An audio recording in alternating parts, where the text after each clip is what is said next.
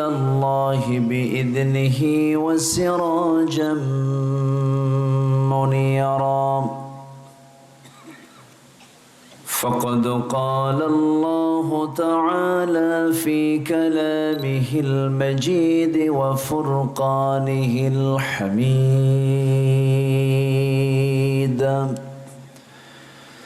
أعوذ بالله من الشيطان الرجيم بسم الله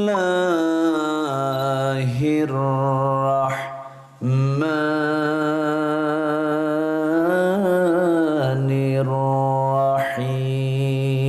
الرحيم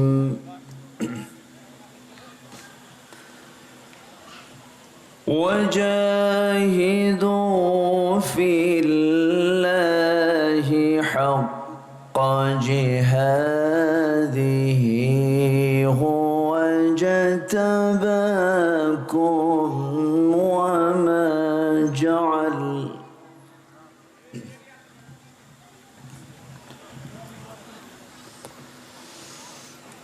وما جعل عليكم في الدين من حرج ملة أبيكم إبراهيم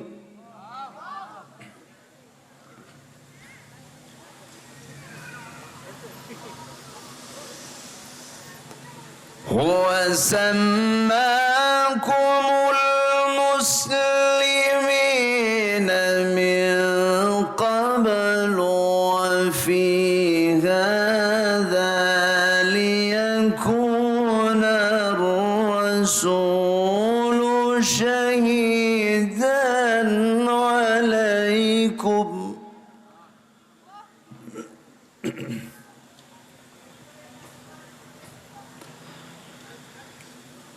شهيدا عليكم وتكونوا شهداء على الناس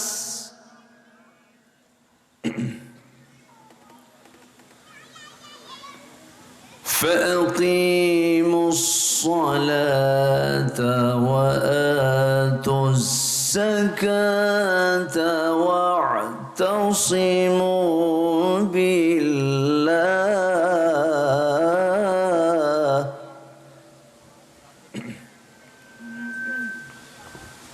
هو مولاكم فنعم المولى ونعم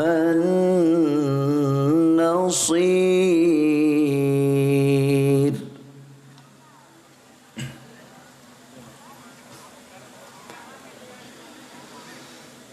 الله أكبر بسم الله الرحمن الرحيم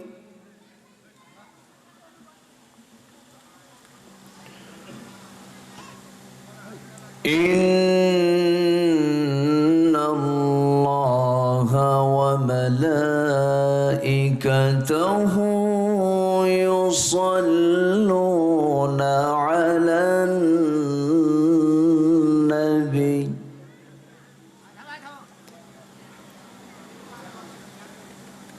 يا أيها الذين آمنوا صلوا عليه وسلموا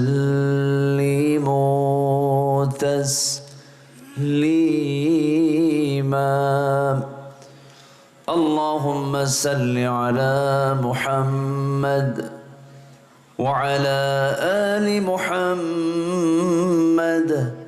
كما صليت على إبراهيم وعلى آل إبراهيم إن إنك حميد مجيد اللهم بارك على محمد وعلى آل محمد كما باركت على إبراهيم وعلى آل إبراهيم إنك حميد مجيد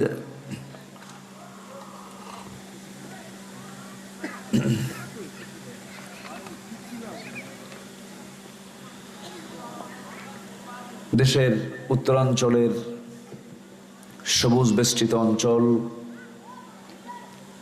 রাজশাহী জেলার তানোর উপজেলার হাতিশাইল বারোঘরিয়া ইসলামী সমাজ কল্যাণ পরিষদ কর্তৃক আয়োজিত হাই স্কুল মাঠে অনুষ্ঠিত আজকের এই 14তম তাফসীর মাহফিল 2024 মহৎ আয়োজনের সম্মানিত সুযোগ্য সভাপতি কামারগাঁও বাজার মসজিদের সম্মানিত সভাপতি জনাব এরশাদ হোসেন, মাননীয় প্রধান অতিথি মাননীয় সংসদ, আমার পূর্বে কথা বলেছেন নন্দিত আলেম দ্বীন বেলঘরিয়া ফাজিল মাদ্রাসার অনারেবল ভাইস প্রিন্সিপাল, আমার অত্যন্ত কাছের মাওলানা FM ইসমাইল আলম আল হাসানি, উপস্থিত হাজারাত উলামায়ে কেরাম, ফদলায়ে ইজম, সুশীল সমাজ, জাতির শ্রেষ্ঠ সন্তান, শিক্ষক মণ্ডলী, এই বৈরী আবহাওয়ার মাঝে উপস্থিত, যে সময় এই মাঠের চতুর্পার্শ্বে বৃষ্টি, এখান থেকে হাফ কিলোমিটার পশ্চিমে বৃষ্টি, তানোরে বৃষ্টি, এই মাঝে আল্লাহ তাআলা আমাদেরকে যে বসার সুযোগ করে দিয়েছেন, এসেছেন যারা, স্ট্রাগল করে আমরা যারা আসতে পেরেছি, মহান রব্বুল আলামিনের শুকরিয়া, এটা বলি আলহামদুলিল্লাহ, জোরে বলি আলহামদুলিল্লাহ। তো উপস্থিত আমার সম্মানিত দ্বীনী ভাই এবং সম্মানিতা শ্রদ্ধেয়া মা বোনেরা, আলোচনার শুরুতেই আনুষ্ঠানিকতার মধ্য দিয়ে আমার পক্ষ থেকে আবারও সালাম, আসসালামু আলাইকুম ওয়া রাহমাতুল্লাহ। সবাই কেমন আছেন? আল্লাহর মেহেরবানি, আমি এখানে মাগরিব পরপরই চলে আসছি। আমি রাস্তায় প্রচন্ড বৃষ্টি পেয়েছি। আপনার যে এই উপজেলার যে মূল থানা, সেখানে ক্যাটস অ্যান্ড ডগস, মুষলধারে বৃষ্টি, ঠিক আছে না?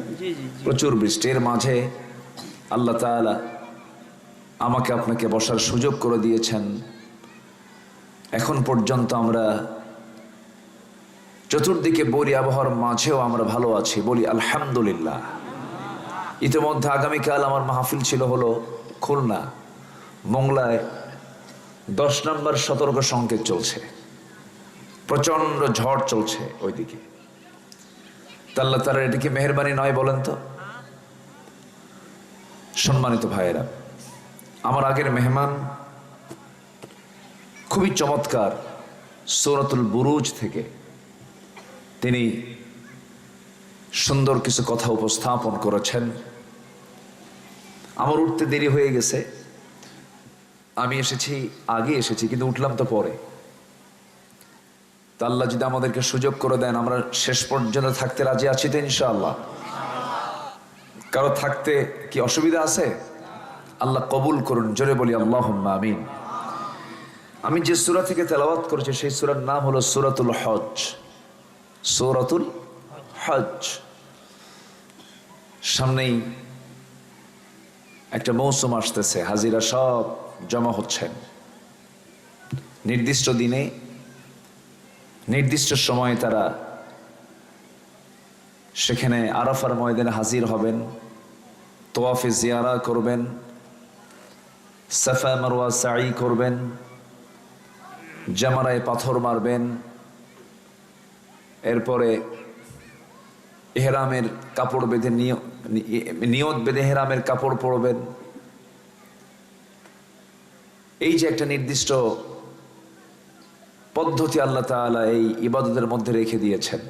আমরা শুরুতেই দোয়া করি আপনার আশপাশ থেকে এবং এই দেশ থেকে যে সমস্ত আমাদের দ্বীনি ভাইরা বোনেরা যারা হজের উদ্দেশ্যে রওনা দিয়েছেন এবং দিবেন, আল্লাহ তাআলা তুমি তাদের সকলের হজকে তুমি আল্লাহ কবুল করে নাও।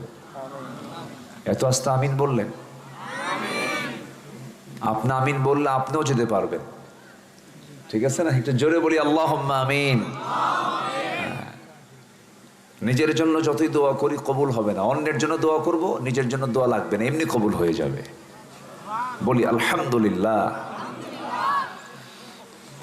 সম্মানিত মেহমান বৃন্দ, সম্মানিত দ্বীনি ভাইরা, আমি খুব বেশি সময় আজকে নেব না, কারণ বৈরী আবহাওয়া যখন তখন।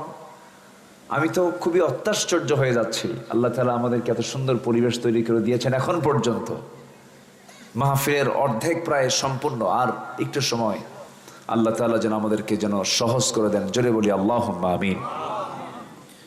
সম্মানিত ভাইয়েরা, আমরা ঠিক সেই সময় একত্রিত হয়েছি যে সময় আমরা গোটা পৃথিবীর কোথাও শান্তির কোনো পরিবেশ আমরা লক্ষ্য করছি না। একটা দেশের প্রেসিডেন্ট পর্যন্ত নিরাপদে থাকতে পারছে না। সবাই শুনেছেন ইরানের একজন প্রধান শীর্ষে থাকা একজন প্রেসিডেন্ট সহ পররাষ্ট্রমন্ত্রী সহ সেখানে 8 থেকে 10 জন মানুষের ইন্তেকাল হয়েছে। এর পিছনে অনেক রহস্য আছে, রহস্য লুকানো আছে। এরপর আমরা এমন একটি সময় একত্রিত হয়েছে, ধরুন এই দেশে 18 কোটি 20 কোটি মানুষের প্রতিনিধিত্ব করছে যে কজন পার্লামেন্টেরিয়ান, যাদের কণ্ঠভোটে আইন পাশ হয়, তোর মধ্যে একজন পার্লামেন্টেরিয়ানকে খুঁজে পাওয়া যাচ্ছে না। তার মেয়ে বলতেছে যে অন্তত আমার আব্বার একটা গোশতের টুকরাটা আমাকে দেন, অন্তত জানাজা যেন পড়াতে পারি। তো এই যে আমরা একাকী ভয়, লোকালয় ভয়, মানুষের জীবনের কোনো নিরাপত্তা আমরা লক্ষ্য করছি না। গোটা দুনিয়া জুড়েই কিন্তু একই অবস্থা। কেন হচ্ছে? কি জন্য হচ্ছে? পৃথিবীর সকল সৃষ্টি আইন মেনে চলছে আল্লাহর, শুধু মানুষ ছাড়া। আমি কি ভুল বললাম? আমি কি ভুল বলেছি? পৃথিবীর কোন প্রাণীগুলোর মধ্যে কি কোনো গন্ডগোল আছে? নাই। কোথাও কোনো কাড়াকাড়ি নাই, মারামারি নাই, হুড়াহুড়ি নাই, কিচ্ছু নাই। মানুষের কত, মানুষের সংখ্যার কত আছে? জলভাগে কোটি কোটি প্রাণী, স্থলভাগে বনাঞ্চলে বনে জঙ্গলে কোটি কোটি প্রাণী। কোনো মখলুকের মধ্যে কি কোনো হরতাল আছে, মারামারি আছে? কিচ্ছু নাই। আল্লাহ রাব্বুল আলামিন বান্দাকে বোঝাচ্ছেন, أفغير دين الله يبغون وله أسلم من في السماوات والأرض طوعا وكرها। মানুষ কেমন করে আল্লাহর দ্বীন ইসলামকে ছেড়ে দিয়ে অন্য কোনো বিধানের দিকে কেমন করে দৌড়ায়, অথচ আসমান জমিনের মধ্যে যত কিছু আছে সমস্ত সৃষ্টি ইচ্ছাই হোক অনিচ্ছাই হোক আল্লাহর কাছে তারা আত্মসমর্পণ করছে। জোরে বলেন সুবহানাল্লাহ। প্রত্যেকটা প্রাণীর ভিতরে জিকিরের কোনো অভাব নাই, সব প্রাণীর জিকির পরিপূর্ণ আছে। লা তাফকাহুনা তাসবিহাহুম। ও দুনিয়ার মানুষ, তোমরা কোনো প্রাণীর জিকিরের আওয়াজ তোমরা শুনতে পারো না, বুঝতে পারো না, কিন্তু কোনো প্রাণীর জিকিরে কৃপণতা নাই। কিন্তু বান্দার ভিতরে আল্লাহর জিকিরে কৃপণতা আছে না নাই? আসতে বলে আছে না নাই? আছে। যদি এখানে প্রশ্ন করি, যারা এসেছেন, আমি লজ্জা দেওয়ার জন্য বলছি না, আবার মন খারাপ করবেন না, যদি বলি যে কজন ভাই আজকে ফজর নামাজ পড়েছেন? সবার হাত কি উঠবে? আমি হাত তুলতে বলিনি, কিন্তু শুধু বোঝার জন্য বলছি। যিনি আকাশের মালিক, আমার উপরে যার আকাশ, যিনি জমিনের মালিক, আমার পার নিচে যার জমিন, আবার এই জমিন যেন আন্দোলিত না হয়। গতকাল আমার 9টা থেকে আমার ফ্লাইট ছিল, 9টায় কক্সবাজারে ছিলাম আমি, মাহফিল ছিল। আমি বিমানে চড়ে আসতেছি। আমার দেশ তো অনেক সুন্দর, তো মাঝে মাঝে মহেশখালী, কুতুবদিয়ার পাহাড়গুলো, সুন্দরবন কি বলে বান্দরবনের পাহাড়গুলো চোখের সামনে ভাসতেছিল। আল্লাহ তাআলা যেখানেই সমুদ্র দিয়েছেন, পাশে আবার পাহাড়ও দিয়েছেন। কেন জানেন? ব্যালেন্স করেছেন, যেন আন্দোলিত না হয়, যেন ভেসে না ওঠে জমিন। আল্লাহ তাআলা এটাকে পেরেগের মতো করে দিয়েছেন। ওয়াল জিবালা আওতাদা, সুবহানাল্লাহ বলবেন না? যে আল্লাহ তাআলা আমার জন্য সবকিছু বানালেন। কোন প্রাণী জিকির করতে ভুলে না, কিন্তু মানুষ আমার আল্লাহর নাম নিতেই ভুলে যায়, নামাজটাও পড়ে না। নামাজেরই খবর নাই জাতির, এই জাতির নামাজেরই খবর নাই, নামাজ পড়ে না। আপনি জরিপ করে দেখবেন, এই যে আমি আজকে এশার নামাজ এখানে পড়েছি জামাতে, এখানেই তো মসজিদটা, এখানেই পড়েছি। বলুন তো, দু কাতার মুসল্লি হয়েছে, এই গ্রামের মানুষ কি দু কাতার? আসতে বলেন ফজরে এখানে কয় কাতার হয়? এক কাতার। মানে জান্নাতে এরাই যাবে, আর কারো জান্নাত যাওয়ার দরকার নেই। কি কথা কি বুঝতেছেন আপনারা? আমি কিন্তু আপনাদেরকে একটু মনে হচ্ছে আঘাত দিয়ে কথা বলছি, তা কিন্তু না। একটু কান লাগান। মসজিদ কিন্তু এসি করা, মসজিদ কিন্তু টাইলস লাগানো। আজ থেকে 30 বছর আগে কি এমন মসজিদ ছিল? কিন্তু তাদের ঈমান কি আমাদের চাইতে দুর্বল ছিল না মজবুত ছিল? মজবুত ছিল। আজ মোড়ে মোড়ে মসজিদ হয়ে গেছে। একই গ্রামের ভিতরে এক প্রান্তে এক মসজিদ, আরেক প্রান্তে আরেক মসজিদ। সবগুলো শীতাতপ নিয়ন্ত্রিত হয়ে গেছে। সুন্দর সুন্দর মসজিদ, এসি লাগানো মসজিদ, টাইলসওয়ালা মসজিদ। কিন্তু ফজরের যখন আজান দিয়ে দেয়, তখন দেখা যায় মসজিদে মাঝে মাঝে 3 জন মুসল্লি পাওয়া যায়। একজন হলো ইমাম, আরেকজন মুয়াজ্জিন, আরেকজন হলো খাদেম। এদের যদি চাকরি না হতো, হয়তো মুসল্লি খুঁজে পাওয়া যেত না। আমি কি ভুল বলতেছি ভাই? আফসোস, এটা পোড়া কপাল আমাদের। এটা আসল মুসল্লির পরিচয় হলো ফজর নামাজ। যখন আপনি দেখবেন কোন গ্রামের মসজিদগুলো জুমার নামাজ দিয়ে নয়, যখন আপনি দেখবেন কোন গ্রামের মসজিদগুলো ফজর নামাজে মুসল্লি দিয়ে গোটা মসজিদ ভরে গেছে, তখন ভাবতে হবে ওই গ্রামটা আদর্শ গ্রামের রূপ নিয়েছে। কথা ক্লিয়ার? কথা কি ক্লিয়ার? এমন সিদ্ধান্ত কি নেওয়া যায় না যে আমার গ্রামে ফজর নামাজে প্রত্যেককে আসতে হবে? গ্রামের কি নির্দিষ্ট মাতব্বর নাই? আসতে বলে দায়িত্বশীল আছে না নাই? বহু কিছুই তো পাশ করলেন জীবনে, গ্রামে বহু নিয়ম পদ্ধতি, বহু বিচার করলেন, বহু কিছু করলেন। আল্লাহ বলছেন আমি যাদেরকে একটু ক্ষমতা দেব। বাজার বণিক সমিতির সভাপতি হয়েছ, ব্যবসায়ী সমিতির সভাপতি হয়েছ, দোকান মালিক সমিতির সভাপতি হয়েছ, গ্রামের মাতব্বর হয়েছ, যতটুকু তোমার ক্ষমতা তুমি পেয়েছ, ওই ক্ষমতা অনুযায়ী প্রথম কাজ করো, নামাজ চালু করে দাও, সবগুলো জান্নাতের টুকরা হয়ে যাবে।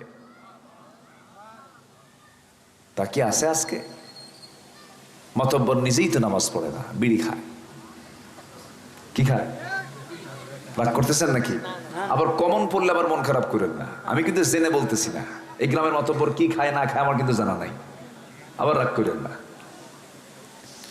সম্মানিত ভাইয়েরা, তাহলে একটা দেশের গুরুত্বপূর্ণ ব্যক্তি হচ্ছে একজন মেম্বার অফ পার্লামেন্ট, এমপি, যার লাশ 80 টুকরা করে টুকরাগুলো গেছে কই তাও খুঁজে পাচ্ছে না। তাহলে বলেন তো, একটা সিংহ মানুষকে যদি ধরে, ও কি এরকম করবে? বলেন তো, একটা এখানে একটা কামড় মারবে, ওর তো হিংস্র, ও মাংসাশী, ও মাংস খায়, ওর তো চরিত্র এরকম, ওর দাঁতই বলে দেয় সে কামড়ায় রক্ত খাবে, মানুষকে খাবে। এটা তার মানুষ, এটা তার চরিত্র, এটা ক্ষুধার তাড়নায় সে করে। মানুষ যে মানুষকে 80 টুকরা করে, নিখোঁজ করে, গুম করে, আউট করে, ওর কি ক্ষুধা? পেটের ক্ষুধা না। কেন হচ্ছে এটা? তাহলে এখন বলেন তো, সিংহকে দেখে মানুষ বেশি ভয় পায়, বাঘকে দেখে মানুষ আজকে বেশি ভয় পায়, না মানুষ আজকে মানুষকে দেখে বেশি ভয় পায়? আজকে মানুষ বনের পশুর চেয়েও ভয়ঙ্কর রূপ নিয়েছে। বনের পশুর চেয়ে ভয়ঙ্কর রূপ নিয়েছে আজকে মানুষ। কেন? এর মূল কারণ হলো দয়া মায়া সব চলে গেছে। কারণ এর মূল কারণ কি জানেন? দয়া মায়া তৈরি হওয়ার যে মাধ্যম, সে কোরআন বান্দার কাছ থেকে অনেক দূরে। এটা পড়ে না। এটা কি দেখার কিতাব না পড়ার কিতাব? বলেন তো, শুধু দেখবো না পড়বো? পড়ার দরকার আছে না নাই? আচ্ছা আমার বন্ধুগণ, কোরআন যত পড়বো আমরা, কোরআন যত স্টাডি করবো আমরা, জান্নাত তত নিকটে চলে আসবে। কোরআনকে যত বুঝবো আমরা, আল্লাহকে তত চিনতে পারবো। আখিরাতকে ক্লিয়ার করার জন্য কোরআনটাকে বোঝা, ক্লিয়ার করতে হবে। কারণ এই দুনিয়ার সকল কিছু পেতে হলে যেমন জানতে হয়, ব্যবসায় গেইন করতে হলে ব্যবসার জ্ঞান লাগে। ইলম ছাড়া কোনো কিছুই হয় না। আল্লাহ প্রত্যেক বান্দাকে আকল দিয়েছেন, কিন্তু ইলম দেন নাই। আকল হলো বিবেক, দ্য সেন্স, ভালো মন্দ বোঝার ক্ষমতা, কোনটা ভালো কোনটা মন্দ, এটা বাঁশি এটা টাটকা, এটা পচা মাছ, এটা ভালো মাছ, এটা তাজা মাছ, এটা মরা মাছ। এই যে সেন্স, এটা প্রত্যেক বান্দার মধ্যে আল্লাহ তাআলা দিয়েছেন। আফালা তাকিলুন, এটা কমন সেন্স, আকলটা দিয়েছেন, কিন্তু ইলমটা সবাইকে দেন নাই। আকল এমনি অর্জন হয়ে যায়, কিন্তু ইলমটা হাসিল করতে হয়, ইলমটা অর্জন করতে হয়। ইলম অর্জন করার জন্য আল্লাহ রাব্বুল আলামিন প্রত্যেক বান্দার মধ্যে সেই যোগ্যতা দিয়ে দিয়েছেন। আল্লাহ রাব্বুল আলামিন প্রথম ওহী অন্য কোন হুকুম দিয়ে করতে পারতেন, প্রথম ওহীটাই দিয়েছেন। যারা পারেন ঠোঁট মিলিয়ে বলেন, ইকরা বিসমি রাব্বিকাল্লাযী খালাক, খালাকাল ইনসানা মিন আলাক, ইকরা ওয়া রাব্বুকাল আকরামুল্লাযী আল্লামা বিল কলম, আল্লামাল ইনসানা মা লাম ইয়ালাম। নবী হ্যাঁ, আপনি পড়ুন সেই মহান রবের নামে যিনি মানুষকে সৃষ্টি করেছেন। পড়ুন। রাসূলকে যে পড়তে বলা হলো, কোরআন না অন্য কিছু? কি পড়তে বলা হয়েছে? কোরআনকে পড়তে বলা হয়েছে। কিন্তু আজকে জাতি পড়ে কোরআন সহ না কোরআন বাদ দিয়া? কোরআন বাদ দিয়েই তো পড়ে। কোরআন কি বাধ্যতামূলক করা হয়েছে সিলেবাসে? আসতে কয় বলেন, কোরআন কি বাধ্যতামূলক সিলেবাস? না।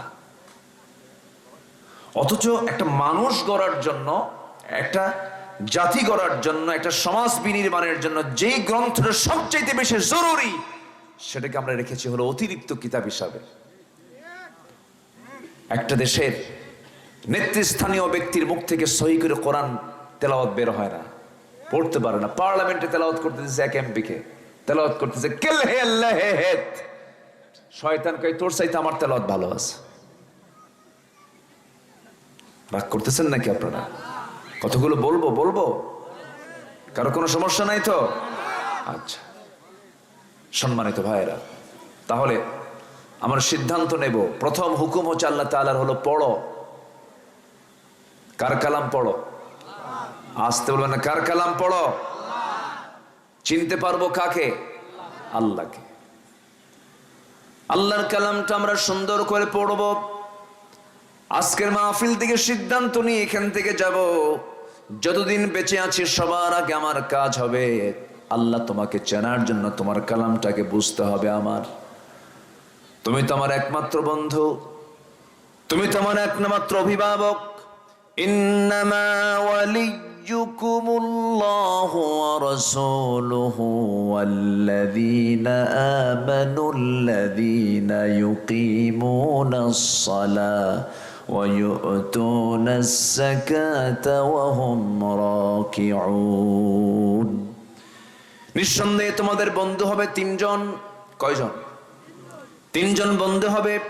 এক নম্বর বন্ধু হচ্ছেন আমার আল্লাহ রাব্বুল আলামিন, নাম্বার 2 হলেন মুহাম্মদ সাল্লাল্লাহু আলাইহি সাল্লাম, নাম্বার 3 হলো যারা ঈমানদার, যারা ঈমান এনেছে। এই 3 বন্ধু হলো এমন বন্ধু যে বন্ধুকে দুনিয়াতেও কাজে লাগবে, আখিরাতেও কাজে লাগবে। যে বন্ধু আমার আখিরাতে কাজে লাগবে না, সেই বন্ধু আমার প্রকৃত বন্ধু হতে পারে না। আমি সেই বন্ধু কি বন্ধু বানাবো, যে বন্ধু আমার হাসরে কাজে লাগবে, সেটাই হবে আমার প্রকৃত বন্ধু। বন্ধু সেই আমার বন্ধু হবে যে বন্ধুকে দেখলে পরে নবীর কথা মনে হয়, আল্লাহর কথা মনে হয়। আবার আমি যদি আল্লাহর নাম ভুলে যাই, ওই বন্ধু আমার বন্ধু হবে, সেই বন্ধুটা আমার আল্লাহর নামটা আমাকে স্মরণ করে দেবে। সুবহানাল্লাহ বলবেন না? যে বন্ধু আমার আখিরাতের উপকার করবে, যে বন্ধু আমার মুখে আল্লাহর কালাম শুনিয়ে দেবে। সাহাবায়ে কেরাম যখন পরস্পর দেখা করতেন, সালামটা আগে হয়ে যেত, একটা সূরা সাহাবীরা পড়ে ফেলতেন, একজন আরেকজনকে শোনায় দিতেন। সেই সূরাটা আমরা সবাই ঠোঁট মিলিয়ে বলি, ওয়াল আসরি ইন্নাল ইনসানা লাফি খাসর। সবাই বলেন, ওয়াল আসরি ইন্নাল ইনসানা লাফি খাসরিন ইল্লাল্লাযীনা আমানু ওয়া আমিলুস সালিহাত ওয়া তাওয়াসাউ বিল হাক্কি ওয়া তাওয়াসাউ বিস সাবর। জোরে বলুন আল্লাহু আকবার। এই সূরা ছোট্ট পড়ে দিতেন, একজন বলতেন আর একজন শুনতেন। এই সূরাটা এমন একটা সূরার নাম, যদি কোনো বান্দা গোটা কোরআনটা বাদ দিয়ে যদি শুধু এই সূরাটার আমল করে, ওই বান্দার জন্য জান্নাত পাওয়ার জন্য একটা মাত্র সূরাই যথেষ্ট। জোরে বলি সুবহানাল্লাহ। আবার এই কথা আবার কাট কইরা দলিল বানায় নিয়েন না, এটা আমি কথার কথা বলেছি। এখন তো কি বলে, ক্যামেরার যুগ, রেকর্ডের যুগ, কোন কথা কোন দিকে প্যাঁচ লাগায় দেয়, এই জন্য বলে ফেললাম। মানে গোটা কোরআন লাগবে না, সূরা আসর হুজুর বলে দিস আর গোটা কোরআন বাদ দিয়ে দিস, এটার নাম এটা না। ওই এক বেচারি বিয়ে করতে গেছে, যখন বিয়ে করতে যায় তখন কি খালি হাতে যায় না, সাথে কিছু নিয়ে যায়? নিয়ে যায় নাকি? এলাকায় নিয়ে যায় না? সেদিন কক্সবাজারে একটা বিয়ে পড়ায় দিলাম আমি। সেখানকার সিস্টেম হলো, মেয়ে ছেলের বাড়িতে চলে যায়, ওই এলাকার মেয়ে পক্ষ মানে আকদ, বিয়ে হওয়ার জন্য মেয়ে পক্ষের ধরেন 15 থেকে 20 জন মানুষ, আগে ছেলের পক্ষের মানুষ আগে মেয়ে পক্ষের বাড়িতে এসে মেয়ে পক্ষের মেয়ে সহ, মেয়ের মুরব্বী সহ ধরেন 15 থেকে 20 জন মানুষ, এরা ছেলের বাড়িতে চলে যায়। ছেলের বাড়িতে যাওয়ার পর সেই জায়গায় আকদ হয়, ইজাব কবুলটা সেই জায়গায় হয়। তো এক ভক্ত আমার, ও আবার সে বিয়ে করবে, সৌদি আরব থেকে আসছে, বলছে হুজুর আপনি আমার বিয়েটা পড়ায় দেবেন। তো আমি এটা জানতাম না। ম্যাক্সিমাম গোটা দেশের সিস্টেমটা হলো, ছেলে পক্ষ কার বাড়িতে যায়? মেয়ে পক্ষের বাড়িতে যায়। কিন্তু এখানে যা দেখি এক্সেপশন, মেয়ে চলে যায় ছেলের বাড়িতে, মেয়ের বাপটাপ সহ সব সহ চলে যায়। একদিকে ভালো, খরচ করার দায়িত্ব তো মহিলার না, খরচ করার দায়িত্ব কার? ছেলের। এটা তো সুন্নাহ, ভালো। বিয়ের সমস্ত খরচের দায়িত্ব নারী পক্ষের না পুরুষ পক্ষের? পুরুষ পক্ষের। ভালো তো, আমি শুনে আমি দেখে খুশি হয়েছি। তো যখন ছেলে পক্ষ যখন মেয়ে পক্ষকে কিছু দিতে যায়, তখন তো অনেক কিছুই নেয় ব্যাগের ভিতরে। আমি তো বিয়ে শাদী করছি, নিছি তো, আপনারা নেন নাই? দেন, বুড়া চাচা কিছুই কয় না, নেন নাই কিছু? নেন, নিয়েছেন তো, না নিলে তো কৃপণতার পরিচয় হবে। অবশ্যই নিছেন না? কি কি নিয়েছিলেন? আচ্ছা যাই হোক, আমি আর ওই হয়তো ব্যাখ্যায় যাবো না।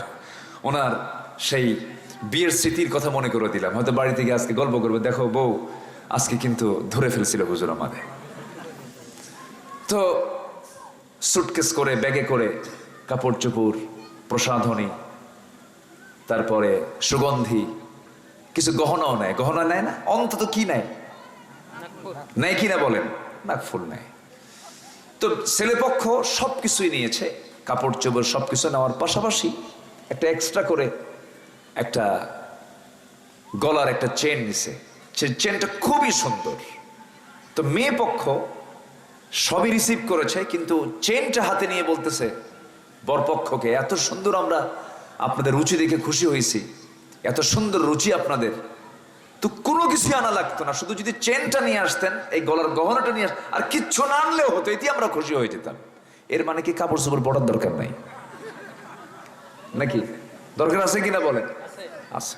তো সূরা আসর মানে আমি এটা বুঝাচ্ছি যে এত দামি সূরা, এই সূরাটা যদি কেউ ফলো করে জান্নাত পাওয়ার জন্য তার যথেষ্ট। এর মানে যে গোটা কোরআন বাদ যাবে তা না, তবে গোটা কোরআনের যে বক্তব্য আল্লাহ তাআলা নির্যাস করে সংক্ষিপ্ত করে এই সূরার মধ্যে বলে দিয়েছেন। জোরে বলি সুবহানাল্লাহ। সম্মানিত ভাইয়েরা, কিন্তু আমি আজকে ওই সূরা থেকে কথা বলবো না, তো আমি আজকে সূরার নাম দিয়েছি কি বলেন তো? সূরা হজ। সূরা হজের শেষ আয়াত আমি তেলাওয়াত করেছি, লাস্ট আয়াত। আমার ইসমাইল ভাইয়ের সাথে আজকে আমার কিছু মিল পড়ে গেছে। এই দেশে তো বহু আলোচক আছে, কোন নির্দিষ্ট আয়াত নিয়ে কথা বলে না।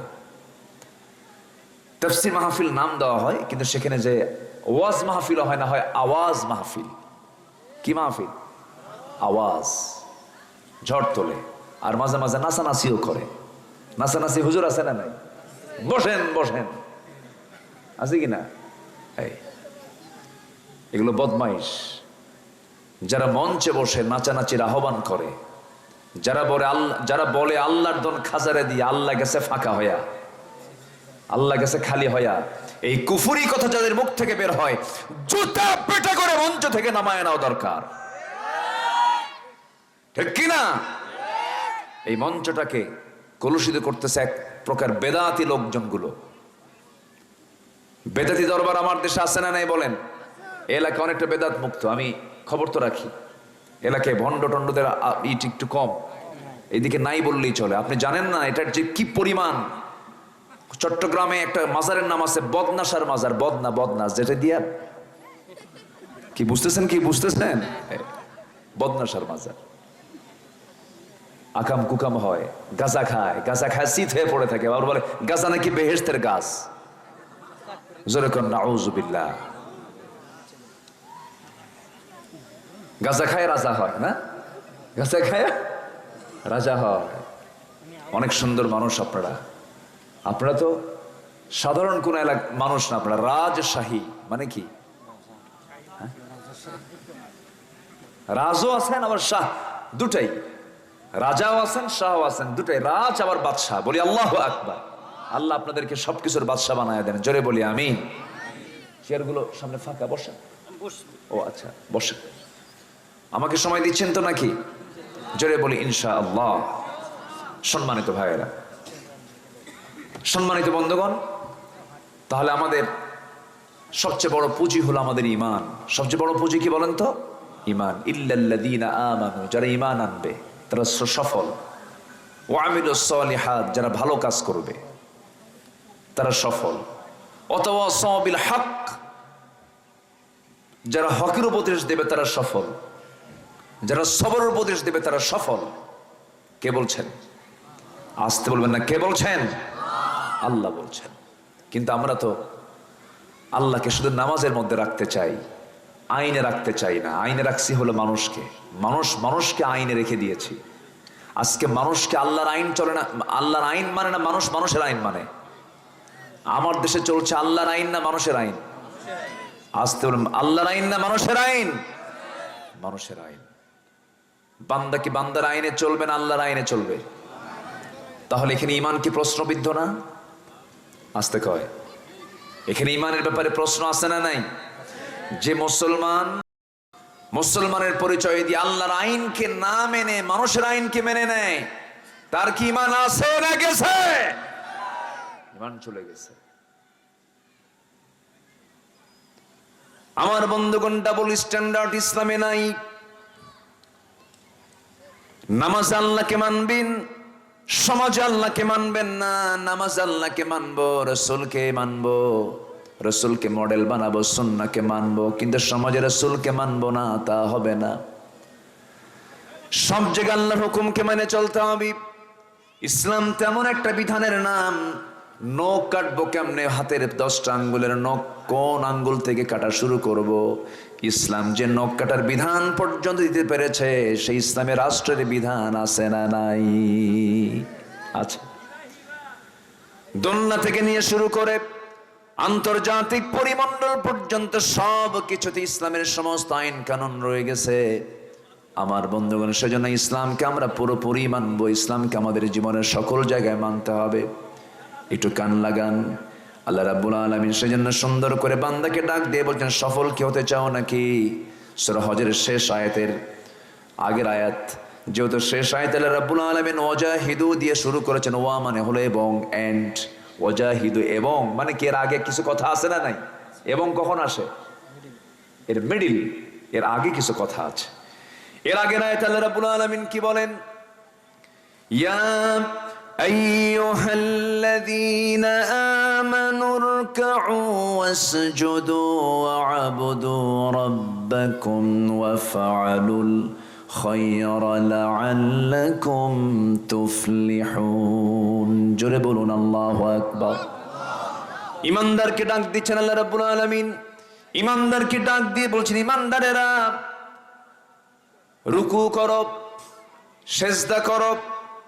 কাকে? আসতে বলবেন না, কাকে? রুকুটা কিছু কোন ইবাদতে আছে বলেন? নামাজের মধ্যে রুকু আছে না নাই বলেন? রুকুটা আছে। রুকু করবো আমরা কার সামনে? মাথা নিচু করবো আমরা কার সামনে? এমনও সিস্টেম আমার এই দুনিয়াতে আছে, আমাদের এই দুনিয়াতে আছে। এমনকি জাতিসংঘ অনেকে দেখেছেন, কেউ বুক উঁচু করে কথা বলে, কেউ রুকুর হালতে কথা বলে। আছে কিনা বলেন? যারা বুক উঁচু করে কথা বলে তারা জেলখানায় থাকে, ঠিক কিনা? রাইট? যারা বুক উঁচু করে কথা বলে তারা জেলখানায় থাকে। যারা মাথা নিচু করে কথা বলে তারা আজকে দুনিয়াতে শান্তির মধ্যে থাকতে পারে। কিন্তু শিরিকের কাজ এটা। রুকু কারোর জন্য বরাদ্দ হবে না, একমাত্র রুকু বরাদ্দ হবে কার জন্য? আল্লাহর জন্য। সেজদা দেব কাকে? আল্লাহকে। এরপর আল্লাহ বলছেন, ওয়া'বুদু রাব্বাকুম, ইবাদত করবে আমি আল্লাহ, একমাত্র আমার ইবাদত তোমার করতে হবে, অর্থাৎ আমার আইন কানুনকে তোমার মেনে চলতে হবে। ওয়াফআলুল খায়রা, এবং ভালো কাজ করে যেতে হবে, নেক কাজ করে যেতে হবে। ভালো কাজ করবে কেমনে? যেমন করে সাহাবীরা করেছেন, যেমন করে আম্বিয়া কেরাম করেছেন। প্রত্যেকটা আম্বিয়া কেরাম আমাদের জন্য অনুসরণীয়। প্রত্যেকটা নবীর ভিতরে আদর্শ ছিল, প্রত্যেকটা নবীর ভিতরে নির্দিষ্ট গুণ ছিল। আদম আলাইহিস সালাতু ওয়াস সালামের দোয়া আল্লাহ রাব্বুল আলামিন কোরআনে শিখিয়ে দিয়েছেন। যারা পারেন ঠোঁট মিলিয়ে বলুন, আদম যে দোয়া করেছেন, আল্লাহ বলছেন তোমার আদমের মতো দোয়া করো। সবাই বলেন, রব্বানা যালামনা আনফুসানা ওয়া ইল্লাম তাগফির লানা ওয়া তারহামনা লানাকুনান্না মিনাল খাসিরিন।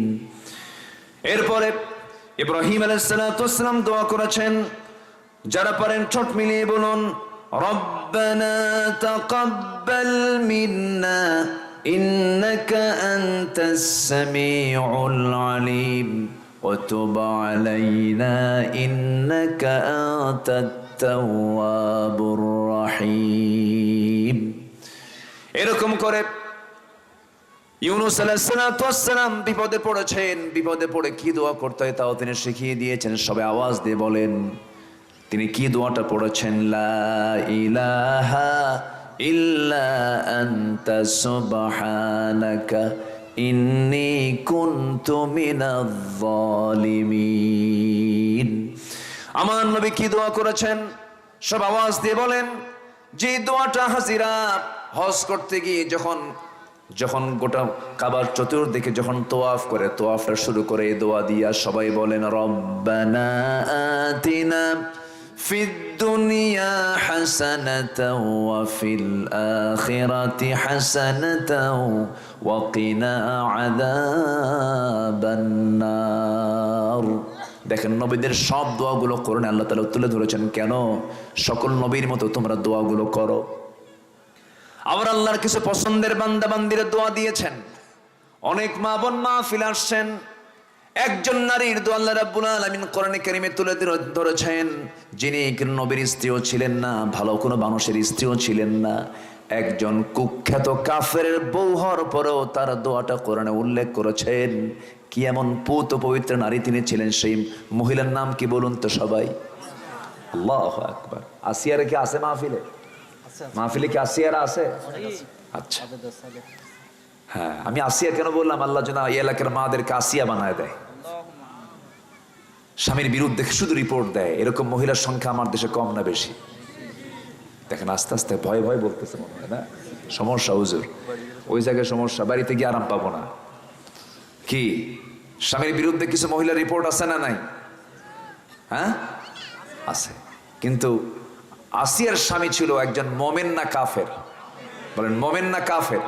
আমার মা, শুধু মাথায় রাখবেন, আপনার স্বামীটা যদি একটু খারাপও হয়, খুব দুষ্ট যদি হয়, আপনি তার জন্য দোয়া করবেন আর মনে মনে চিন্তা করবেন, আসিয়ার কপালে জুটেছিল ফেরাউন, আমার স্বামী তো অন্তত ফেরাউন না।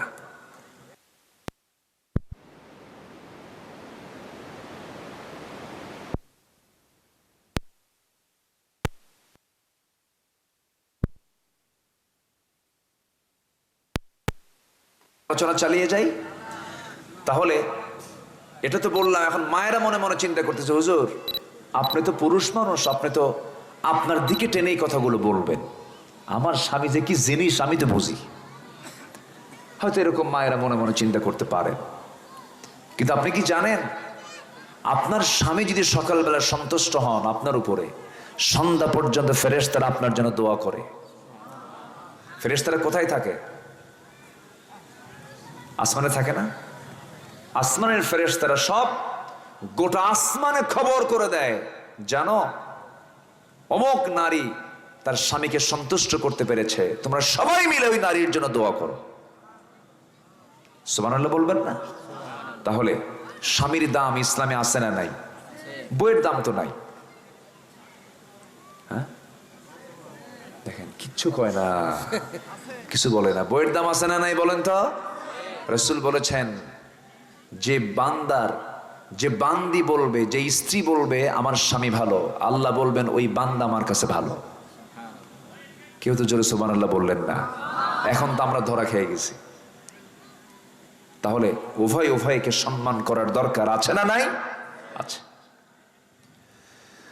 আসিয়া আলাইহিস সালাতু ওয়াস সালাম তিনি একটা দোয়া করেছেন, সেই দোয়া কোরআনে কোট করেছেন। আল্লাহ রাব্বুল আলামিন বলছেন, ও দুনিয়ার সমস্ত নারীরা তোমরা আসিয়ার মতো দোয়া করবে। আসিয়া আলাইহিস সালাতু ওয়াস সালাম কি দোয়া করেছেন, কোন মুহূর্তে এই দোয়াটা করেছেন?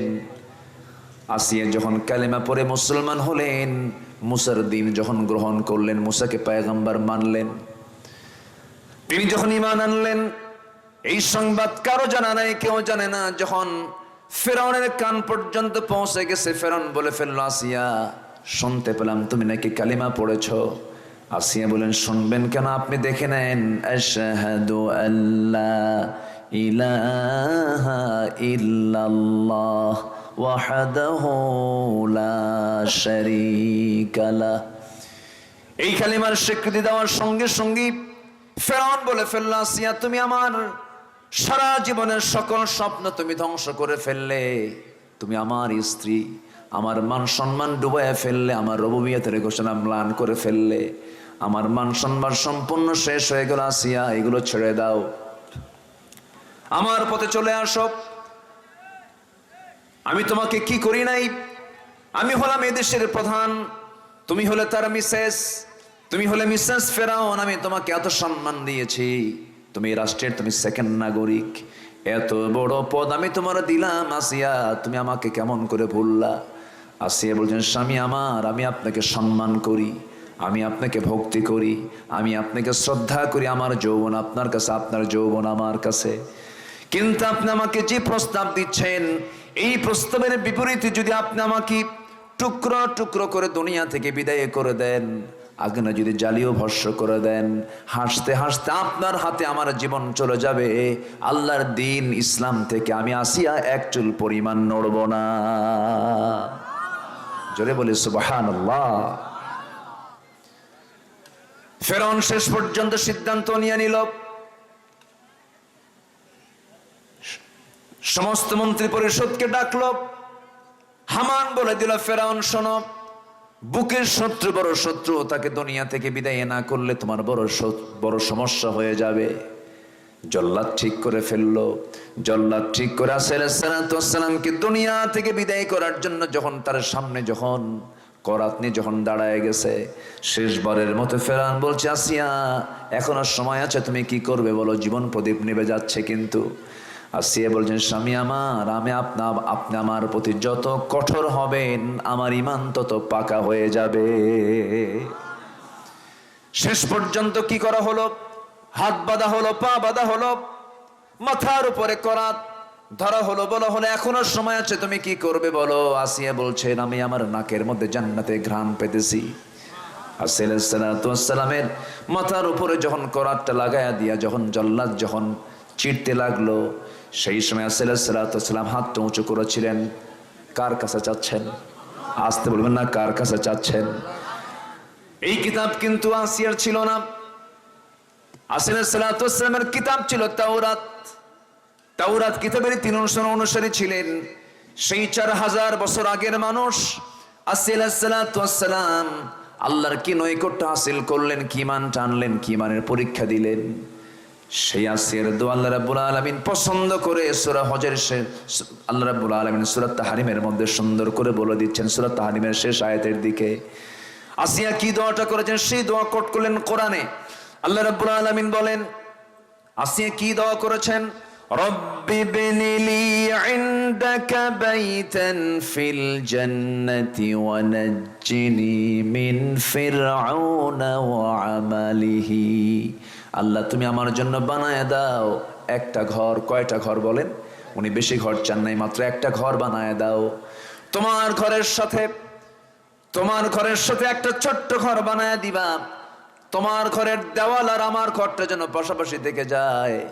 আমি কাউকে চাই না আল্লাহ, আমি তোমাকে পেতে চাই, তোমাকে আমি সবার আগে পেতে চাই। কারণ 1 নাম্বার বন্ধু আমার কে? আসতে বলবেন, 1 নাম্বার বন্ধুকে। আসসালাম এই দোয়াটা পড়লেন। এই দোয়াটা সম্পন্ন করার সঙ্গে সঙ্গে করাত দিয়ে চিরল, 2 টুকরা হয়ে আসিয়া দুনিয়া থেকে বিদায় নিয়ে দুনিয়াবাসীকে বুঝায় দিলেন, ও দুনিয়াবাসী, দুনিয়ার সমস্ত মহব্বতকে বাদ দিয়া তুমি আল্লাহর মহব্বত তৈরি করো। জোরে কোন সুবহানাল্লাহ। আমার বন্ধুগণ, এই জন্য নবীরা আমাদের আদর্শ, আমার মাদের জন্য আসিয়া আদর্শ, মারিয়াম আদর্শ। সময় যদি থাকে মাদের জন্য মারিয়ামদের জীবন থেকে, আসিয়ার জীবন থেকে কিছু কথা আরো বলবো। জোরে বলি ইনশাআল্লাহ। আল্লাহ রাব্বুল আলামিন রাসূলকে অনেক নবীর কথা স্মরণ করে দিচ্ছেন সূরা মারিয়ামের ভিতরে। ওয়াযকুর ফিল কিতাবি ইব্রাহিম ইন্নাহু কানা সিদ্দীকান নাবিয়্যা। واذكر في الكتاب موسى إنه كان مخلصا وكان رسولا نبيا. واذكر في الكتاب إسماعيل إنه كان صادق الوعد وكان رسولا نبيا. وكان يأمر أهله بالصلاة والزكاة وكان عند ربه مرضيا. واذكر في الكتاب إدريس واذكر في الكتاب إدريس إنه كان صديقا نبيا. জোরে বলুন আল্লাহু আকবার। রাসূলকে বলছেন আপনি ইব্রাহিমের কথা স্মরণ করেন, মূসার কথা স্মরণ করেন, ইসমাইলের কথা স্মরণ করেন, ইদ্রিসের কথা স্মরণ করেন। আমি আপনাকে আপনার আগের নবী করে পাঠিয়েছি। তাদের কথা, তাদের আদর্শকে আপনি লালন করেন। তারা কেমন ছিলেন, তাদের চরিত্রকে আল্লাহ তাআলা নবীর সামনে উপস্থাপন করলেন। আমার বন্ধুগণ, এই জন্য এই দুনিয়াতে চলতে গেলে, ভালো কাজ করতে গেলে আপনার আদর্শ হবে হচ্ছে মুহাম্মদ সাল্লাল্লাহু আলাইহি ওয়াসাল্লাম। যুগে যুগে আল্লাহর পছন্দের বান্দারা সাহাবায়ে কেরাম, ওয়াফআলুল খায়রা লাআল্লাকুম তুফলিহুন। আশা করা যায় তোমরা সফল হতে পারবে। কার কথা? আল্লাহর কথা। আমি মনে হয় দোয়া করে দিলেই ভালো হয় নাকি? তো এই যে দুই একজন করে ওঠে, যে সমস্যা হচ্ছে কি, অসুবিধা হচ্ছে কি? আর আর কিছুক্ষণ আমি বলি কথা, একটু বলেন, একটু বসেন, একটু বসেন, একটু বসেন। কেউ উঠবে না, না বলে আপনি যাবেন, এটা আপনার জন্য আমার মনে হয় খুব একটা লাভ হবে না, এটা লসই হবে। আমরা একসঙ্গে দোয়া করে যাব, জোরে বলি ইনশা আল্লাহ, জোরে বলি ইনশা আল্লাহ। সম্মানিত ভাইয়েরা, আমাকে একটা চিরকুট দেওয়া হয়েছে, আমি এটা একটু পরেই বলি নাকি? কেউ আপনারা কি যাবেন? আমি এটা ইচ্ছে করি বলতেছি না, কেন জানেন? আপনারা মন খারাপ করেন কিনা জানি না, তবে একটা কথা আমি সবার কাছে একটা আরজ রাখবো। এই মাহফিলটা সমাজ কল্যাণ পরিষদ 14 বছর যাবৎ চালিয়ে যাচ্ছে। আমার মন বলছে এই মাহফিলটা অত্যন্ত বরকতময়, বলি আলহামদুলিল্লাহ। এটা বরকতময়। বৈশাখ জ্যৈষ্ঠের এই যে সময় একই দেশে 10 নম্বর সতর্ক সংকেত চলছে, সেই সময় এখানে মাহফিল অনুষ্ঠিত হচ্ছে, এটা একটা বিশাল ব্যাপার, বলি আলহামদুলিল্লাহ। তো সবার কাছে আমি আরজ করব, এটা কোরআনের বাগান। এটা কিসের বাগান বলেন তো? আবার জোরে বলেন, কিসের বাগান বলেন তো? কোরআনের বাগান। পৃথিবীতে শ্রেষ্ঠ বাগান কোনটা বলেন? সেই বাগানে যদি আমরা একটু সাজাতে চাই, এই যে স্টেজ, মাইক, লাইট মাহফিল কমিটি সাজিয়েছেন, একটু তারা কষ্ট করেছেন, মেহনত করেছেন, শ্রম দিয়েছেন, অর্থ খরচও হয়েছে কিছু। তো আমি চাচ্ছি যে কজন ভাই এসেছি আমরা, একটু আন্তরিকতার স্বার্থে, একটু দিল থেকে, সবাই বুঝতে পারছেন আকলমান্দ ইশারা বাসাত, আজকে এই মাহফিলে মানে বসার জায়গা হতো না। আজকে এখানে যা অ্যাকোমোডেশন, এই জায়গায়, এই জায়গাতে লোক আটতো না, সংকুলান হতো না, মানুষের ঢল নামতো। আমনুরা কোথায়? অনেক দূর, সেখান থেকে লোক আসতো, পার্শ্ববর্তী জেলা থেকে লোক আসতো, মান্দা থেকে, বাগমারা থেকে, বহু জায়গা থেকে লোক আসতো। কিন্তু চতুর্দিকে বৃষ্টি, মাঝখানে আমরা। আল্লাহ বলছেন না, দূরের মানুষ আজকে আসতে দিলাম না, তোরা ওয়াজ কর, তোমরা ওয়াজ শোনো। আল্লাহ তাআলা আমাদের কাজকে এইভাবে কবুল করে নিয়েছেন, বলি আলহামদুলিল্লাহ। তো এই জন্য যেহেতু অনেক মানুষ আসতে পারে নাই, অনেক মানুষের হক আমরা একটু আদায় করব। আমি সবার কাছে একটু আরজ করব, যুবকরা, আমাদের মা বোন যারা আসছেন তাদের কাছেও যাবে তারা, আমার মা বোন কিছু আছেন, তারা মেহেরবানি করে আপনারাও দিবেন। এবং ভাইরা যারা আসছেন, আমরা এক একজন একটু দায়িত্বশীল মনে করে যে যা পারে উপস্থিত আমরা যা কিছু নিয়ে আসছি আমরা একটু দেওয়ার চেষ্টা করব। 2 থেকে 3 মিনিট আমি সময় দেব, বিরক্ত করব না। আমি আবার মূল আয়াতের দিকে আস্তে আস্তে চলে যাব। জিকিরের তালে তালে আমরা যে যা পারি আমরা দেওয়ার চেষ্টা করব। জিকির করে সুবহানাল্লাহ, আলহামদুলিল্লাহ, লা ইলাহা ইল্লাল্লাহ, সুবহানাল্লাহ, আলহামদুলিল্লাহ, লা ইলাহা। কোথায় ভলেন্টিয়াররা কোথায়? যে একটু মেহরবানি করে যে যা পারি আমরা সবাই দেবো। যে ডানে কিছু চেয়ারে বসে আছেন কিছু অতিথি, তারাও দিবেন। আল্লাহ তুমি সবাইকে দিল থেকে দেওয়ার তৌফিক দাও, জোরে বলি আমিন। জিকির করে সুবহানাল্লাহ, আলহামদুলিল্লাহ।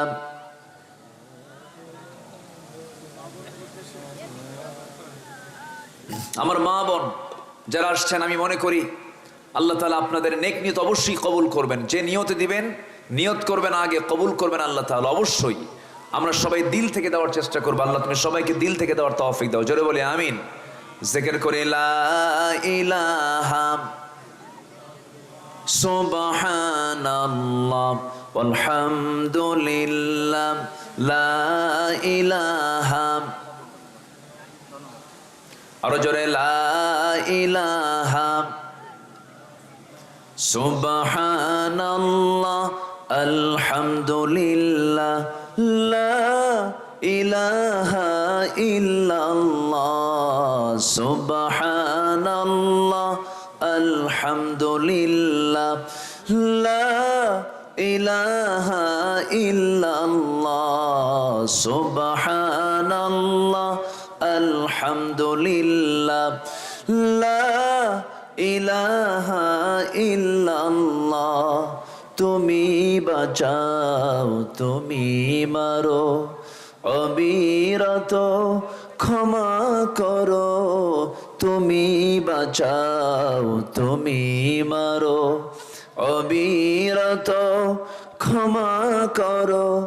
ধরার যে জন তাকে ধরো, ধরার যে জন তাকে ধরো, কবুল করার গো আল্লাহ।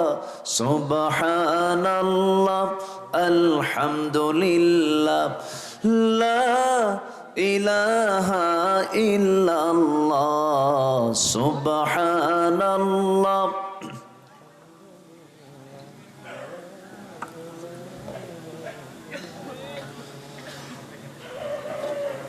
জি আমার ভাইয়েরা, যে যা পারি আমরা সবাই দেব। আমার মা যারা আসছেন, আল্লাহ তুমি সবার দানকে তুমি আল্লাহ কবুল করো, নেক নিয়তকে মঞ্জুর করো। জোরে বলি আল্লাহুম্মা আমিন, আরো জোরে আল্লাহুম্মা আমিন।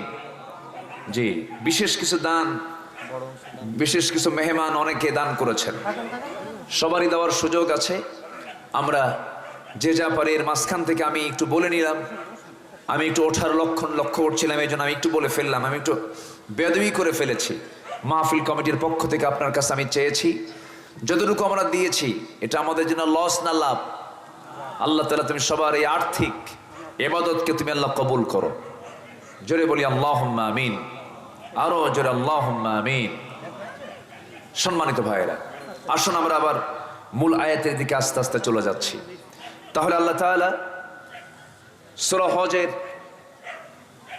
শেষ আয়াতের আগের আয়াতে আল্লাহ তাআলা ঈমানদারকে ডাক দিয়ে বলছেন, তোমরা রুকু করো, সিজদা দাও, ইবাদত করো এবং ভালো কাজ করো, তাহলে তোমরা সফল হবে। কি হবে? তোমরা সফল হবে। এরপর আল্লাহ তাআলা বলছেন, ওয়াজাহিদু, তোমরা জিহাদ করো, ফি সাবিলিল্লাহ, ওয়াজাহিদু ফিল্লাহ, তোমরা আল্লাহর জন্য জিহাদ করো। কার কথা? আসতে বলবেন না, কার কথা? আল্লাহর কথা। আমি জানি অনেকের কাছে এখন অনেক রাত হয়ে গেছে, এইদিকে আবার আকাশের বাতাস আমাকে অস্থির করে তুলছে, মানে বাতাসও হয়, আমাদের মনটাও আনচান করে, না জেনে কোন সময় কি যেন হয়ে যায়। তা আসুন, আমি যতক্ষণ আছি আমরা ততক্ষণ থাকবো। জোরে বলি ইনশাআল্লাহ। একটু আমার দিকে তাকান। তো আল্লাহ তাআলা এবার বলছেন, ওয়াজাহিদু ফিল্লাহি হাক্কা জিহাদি, তোমরা আল্লাহর পথে জিহাদ করার মতো জিহাদ করো। এটা কার কথা? আসতে বলবেন না, কার কথা? আল্লাহর কথা। জিহাদ মানে অনেকে মনে করেন অস্ত্র দিয়া যা পাবো সামনে সব শেষ করে দেওয়া, এটার নাম জিহাদ নয়। জিহাদ মানে হচ্ছে চেষ্টা করা। এই যে আমরা মাহফিলে বসে আছি, বাতাস আসতেছে, বৃষ্টির সম্ভাবনা, কষ্ট করে আসছি, রিস্ক নিয়ে আসছি, রাত জেগে জেগে বসে আছি, এটাও জিহাদ। এটাও কি বলেন তো? এটা কি জিহাদ নয়? জিহাদ, এটার নাম হলো চেষ্টা। সম্মানিত ভাইয়েরা, ফজরের সময় বিছনা থেকে উঠতে মন চায় না, আজান শুনি, মন চায় না যে আমি বিছনা থেকে উঠি, শরীরটা অলস মনে হয়। এরপরও আমি উঠতেছি সকল অলসতা ত্যাগ করে আল্লাহর মহব্বতে। এই যে আমি চেষ্টা করছি, এটার নাম কি বলেন তো? আস্তে কয়, আরো জোরে বলেন, এটার নাম কি? জিহাদ। জিহাদ জীবনের প্রত্যেকটা কাজেই জিহাদ, কিন্তু হতে হবে কার পদ্ধতিতে? আস্তে, কার পদ্ধতিতে? হাজারো ব্যবসায়ীর মাঝে, অসংখ্য ব্যবসায়ীর মাঝে আপনি অসৎ ব্যবসা করছে, এর মাঝে আপনি সৎ ব্যবসা করছেন, এটা কি বলেন? অসংখ্য বেপর্দা নারীর ভিতরে আপনি মা, আপনি পর্দা নিয়ে চলতেছেন, এটা আপনার জন্য কি? জিহাদ। আপনার সামনে সুন্দরী, একদম ডাহু করা চোখ, অর্ধলগ্ন দেহ নিয়ে কাপড় চোপড় পরে আপনার সামনে হাজির হচ্ছে একজন নারী, আপনি তার দিকে তাকাতে মন যাচ্ছে, আপনি তাকাচ্ছেন না, এটার নাম কি বলেন? এটার নাম কি? জিহাদ।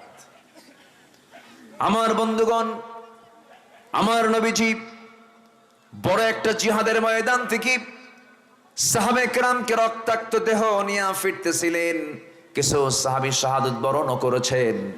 সেই সময় রাসূল বলেন, রাজানা মিনাল জিহাদিল আসগর ইলাল জিহাদিল আকবার। চলো আমরা ফিরে যাই ছোট যুদ্ধের ময়দান থেকে বড় যুদ্ধের ময়দানের দিকে। সাহাবীরা বললেন, ইয়া রাসূলুল্লাহ, কি এটা কেমন করে সম্ভব?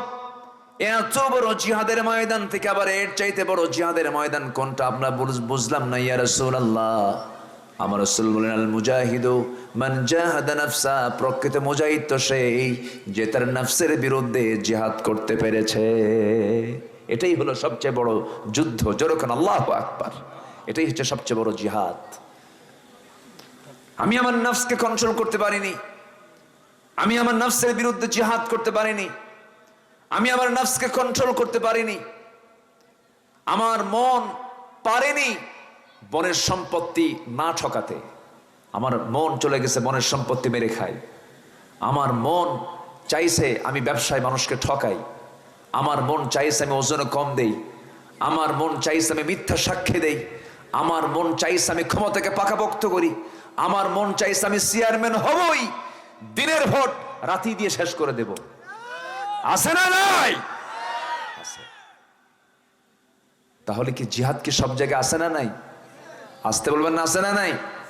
হাইরে আমার দেশ, সোনার বাংলা, সোনার দেশ, দিনের কাম রাতি শেষ। কি আসতে কয়, ঠিক কিনা? এখন তার লাগেই না কিছু, এখন তার কিছুই লাগে না, এখন তো পক্ষই নাই। আর কি লাগবে? কেন এগুলো? সব আমাদের নফসের সমস্যা। আমরা জিহাদে হেরে গেছি। আমরা আল্লাহর পথে টিকে থাকতে গিয়ে আমরা নিজেকে হারিয়ে ফেলেছি। আমরা টিকে থাকতে চাই কার পথে?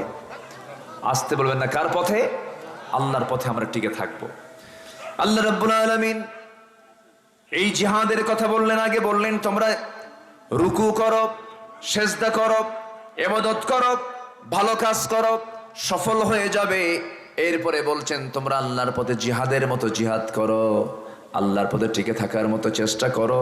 তবে হ্যাঁ, এই টিকে থাকার জন্য আমি তোমাদেরকে যে শরিয়াত দিয়েছি, যে দিনটা দিয়েছি, এই দিন তোমার জন্য আমি কঠিন করে দেই নাই। হুয়া জাতাবাকুম ওয়া মা জাআলা আলাইকুম ফিদ-দীনি মিন হারাজ মিল্লাতা আবিকুম ইব্রাহিম হুয়া সাম্মাকুমুল মুসলিমিন। জোরে বলুন আল্লাহু আকবার। আল্লাহ রাব্বুল আলামিন বলেন, আমি তোমাদের জন্য আমি আমার পক্ষ থেকে যে দিনটা দিয়েছি, যে ইসলামটা দিয়েছি, যে দিন শরিয়াত দিয়েছে, এটা তোমার জন্য জীবন বিধান দিয়েছে, এটা তোমার জন্য কঠিন করে দেই নাই, তোমার জন্য জটিল করে দেই নাই, খুব সহজ করে দিয়েছি। আর জেনে রেখে দিয়ে আমি তোমাদের জন্য একটা পিতা দিয়েছি। তোমাদের একমাত্র পিতা হচ্ছেন ইব্রাহিম আলাইহিস সালাতু ওয়াস সালাম। ইব্রাহিমকে আমি তোমাদের পিতা বানিয়ে দিয়েছি। তোমাদের মডেল হবেন ইব্রাহিম আলাইহিস সালাতু ওয়াস সালাম। আমার বন্ধুগণ, আজকে যদি মুসলমানদের মুখ থেকে এই কথাই বের হয়ে যেত, তোমরা আমাদেরকে যত ঈমানটা নষ্ট করার জন্য যতই তোমরা ষড়যন্ত্র করো না কেন, ও দুনিয়ার সমস্ত কাফের বেঈমানরা, প্রত্যেকটা মুমিনরা যদি তাদের এমন চেতনা লালন করত, মুমিনরা যদি মুখ দিয়ে বলতো, দুনিয়ার কাফেররা তোরা শুনে রাখ, আমরা হলাম ইব্রাহিমের সন্তান, যে ইব্রাহিম ঈমানটাকে রক্ষা করতে গিয়া আগুনে নিক্ষিপ্ত হয়েও তিনি বাতিলের সামনে আপোষ করেন নাই। সেই ইব্রাহিমের সন্তানরা আগুনে ঝাঁপ দেব, কিন্তু ঈমান হারা কখনো হব না। ঠিক কিনা? সেই ঈমানকে টিকে রাখার জন্য যদি প্রয়োজনে জান দিতে হয়, মাল দিতে হয়, সবাইকে রাজি আছেন? রাজি আছেন কারা কারা? একটু হাত উঁচু করে রাখার মুসলমান। কেউ তো স্লোগান দেন না, দেন না স্লোগান? দাও যুবকরা, নারায়ে তাকবীর, লিল্লাহি তাকবীর, লিল্লাহি তাকবীর। আল কোরআনের আলম, ইসলামের শত্রুরা হুঁশিয়ার, সাবধান। লিল্লাহি তাকবীর। আল্লাহ কবুল করুন। জোরে বলি আমিন, আরো জোরে আমিন। সম্মানিত ভাইয়েরা, অনেক মা বোন আজকের মাহফিল আমি লক্ষ্য করেছি, পুরুষ যেমন আছে, মারাও কিন্তু কোনো অংশ কম নাই। আল্লাহ তুমি মাদের অংশগ্রহণকে তুমি আল্লাহ কবুল করো। একটা মা যদি ভালো হয়ে যায়, পরিবার ভালো হয়ে যায়। আর মা যদি শুধু ইন্ডিয়ান সিরিয়াল দেখে, পরিবার জান্নাতের টুকরা হয়ে যায়। দেখছেন? ঠিক ঠিক হয়। এখানে স্লোগান উল্টা মারছো, স্লোগান এত কোন খুঁজে পাই না, এখন উল্টা স্লোগান মারছে। এই সমস্ত নাটকগুলো, সিনেমাগুলো আজকে মাদেরকে শেষ করে দিল। আমার দাদির যুগে দাদিরাই ভালো ছিলেন, তাই না? আজকে আচ্ছা বলেন তো, যারা অন্য ধর্মের মানুষ, তাদের সংস্কৃতি কি আমাদের সঙ্গে মিলবে? আসতে তাদের সংস্কৃতি কি আমাদের মিলবে? তাহলে অন্য ধর্মের মানুষ যে নাটকগুলো করে, যে সিনেমাগুলো করে, তাদের কপালে তিলক থাকে, তাদের দেহের কাপড় চোপড় থাকে তাদের ধর্মকে প্রাধান্য দিয়ে, এবং পূজা উপলক্ষ, বিভিন্ন উপলক্ষে তারা বিভিন্ন নাটকগুলো করে। তাদের সংস্কৃতিকে সামনে রেখে তাদের তৈরি করা শিল্প, নাটক, সিনেমা মুসলমান কখনো ফলো করতে পারে? আজকে মুসলমান অন্য ধর্মের ধর্মীয় উৎসবে চলে যায়, আছে কি না? ধর্মীয় উৎসবে চলে যায়। আবার এইদিকে ফতুয়া জারি হয়, ফতুয়া দেয় কেউ কেউ, ধর্ম যার যার, উৎসব সবার, বউ যার যার, হক সবার। যেরকম নাউজুবিল্লাহ, এটা হয়, এটা হলো। চাকরি যার যার, বেতন সবার, এটা হলো। কেউ মানবে? চাকরি যার যার, বেতন তার তার, বউ যার যার, হকও তার তার, ধর্ম যার যার, উৎসবও তার তার। তাই যদি না হয়, আমার মসজিদে কোনো হিন্দু ভাই আসে না, নামাজ পড়তে আসে। আমাদের ঈদগাহে কোনো খ্রিস্টান ইহুদি ঈদগাহে আসে না। আপনি কেন যান? দুর্গা পূজার নারিকেলের নাড়ু বিসমিল্লাহ কয়ে খাও, যেরকম নাউজুবিল্লাহ। এগুলো নোংরামি, এগুলো গর্হিত কাজ, হারাম কাজ। তাদের ধর্মীয় কোনো কাজে আমার আপনার যাওয়ার কোনো প্রয়োজন নাই। সম্মানিত ভাইয়েরা, ওরা নারীকে, আমরা না, মানে আমাদের মধ্যে কিছু মুসলমান নারিকেলের নাড়ু যা খায়। আচ্ছা, ওরা কি কুরবানির দিন এসে গোশত খায়? গরু গোশত খায়?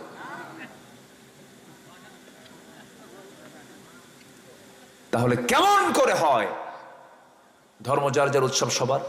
বাস্তবে মিল নাই তো, হ্যাঁ? বাস্তবে মিল আছে।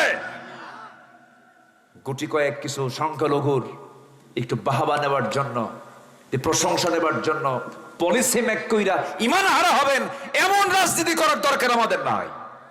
ঠিক কিনা?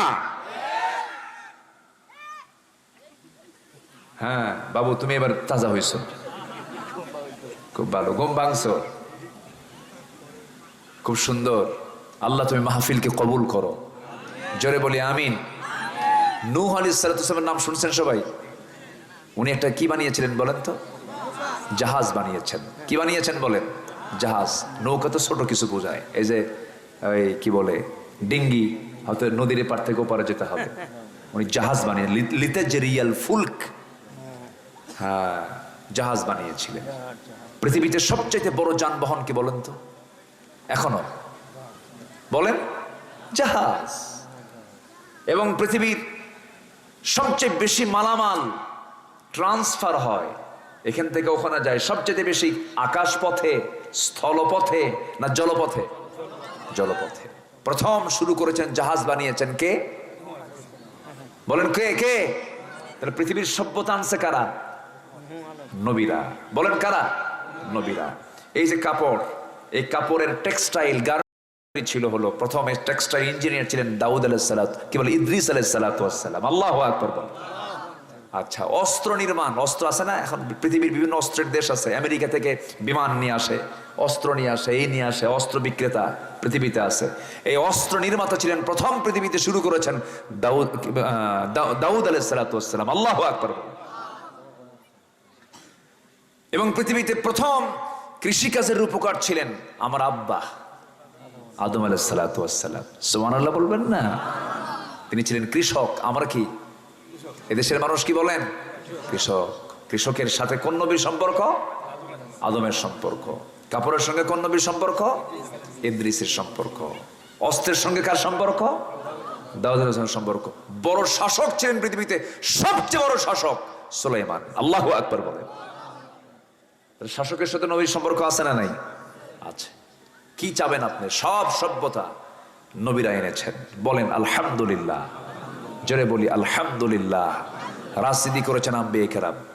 মুসা ফেরাউনকে টক্কর দিয়েছেন, ইব্রাহিম নমরুদকে টক্কর দিয়েছেন, রসুল আবু জেহেলকে মোকাবেলা করেছেন।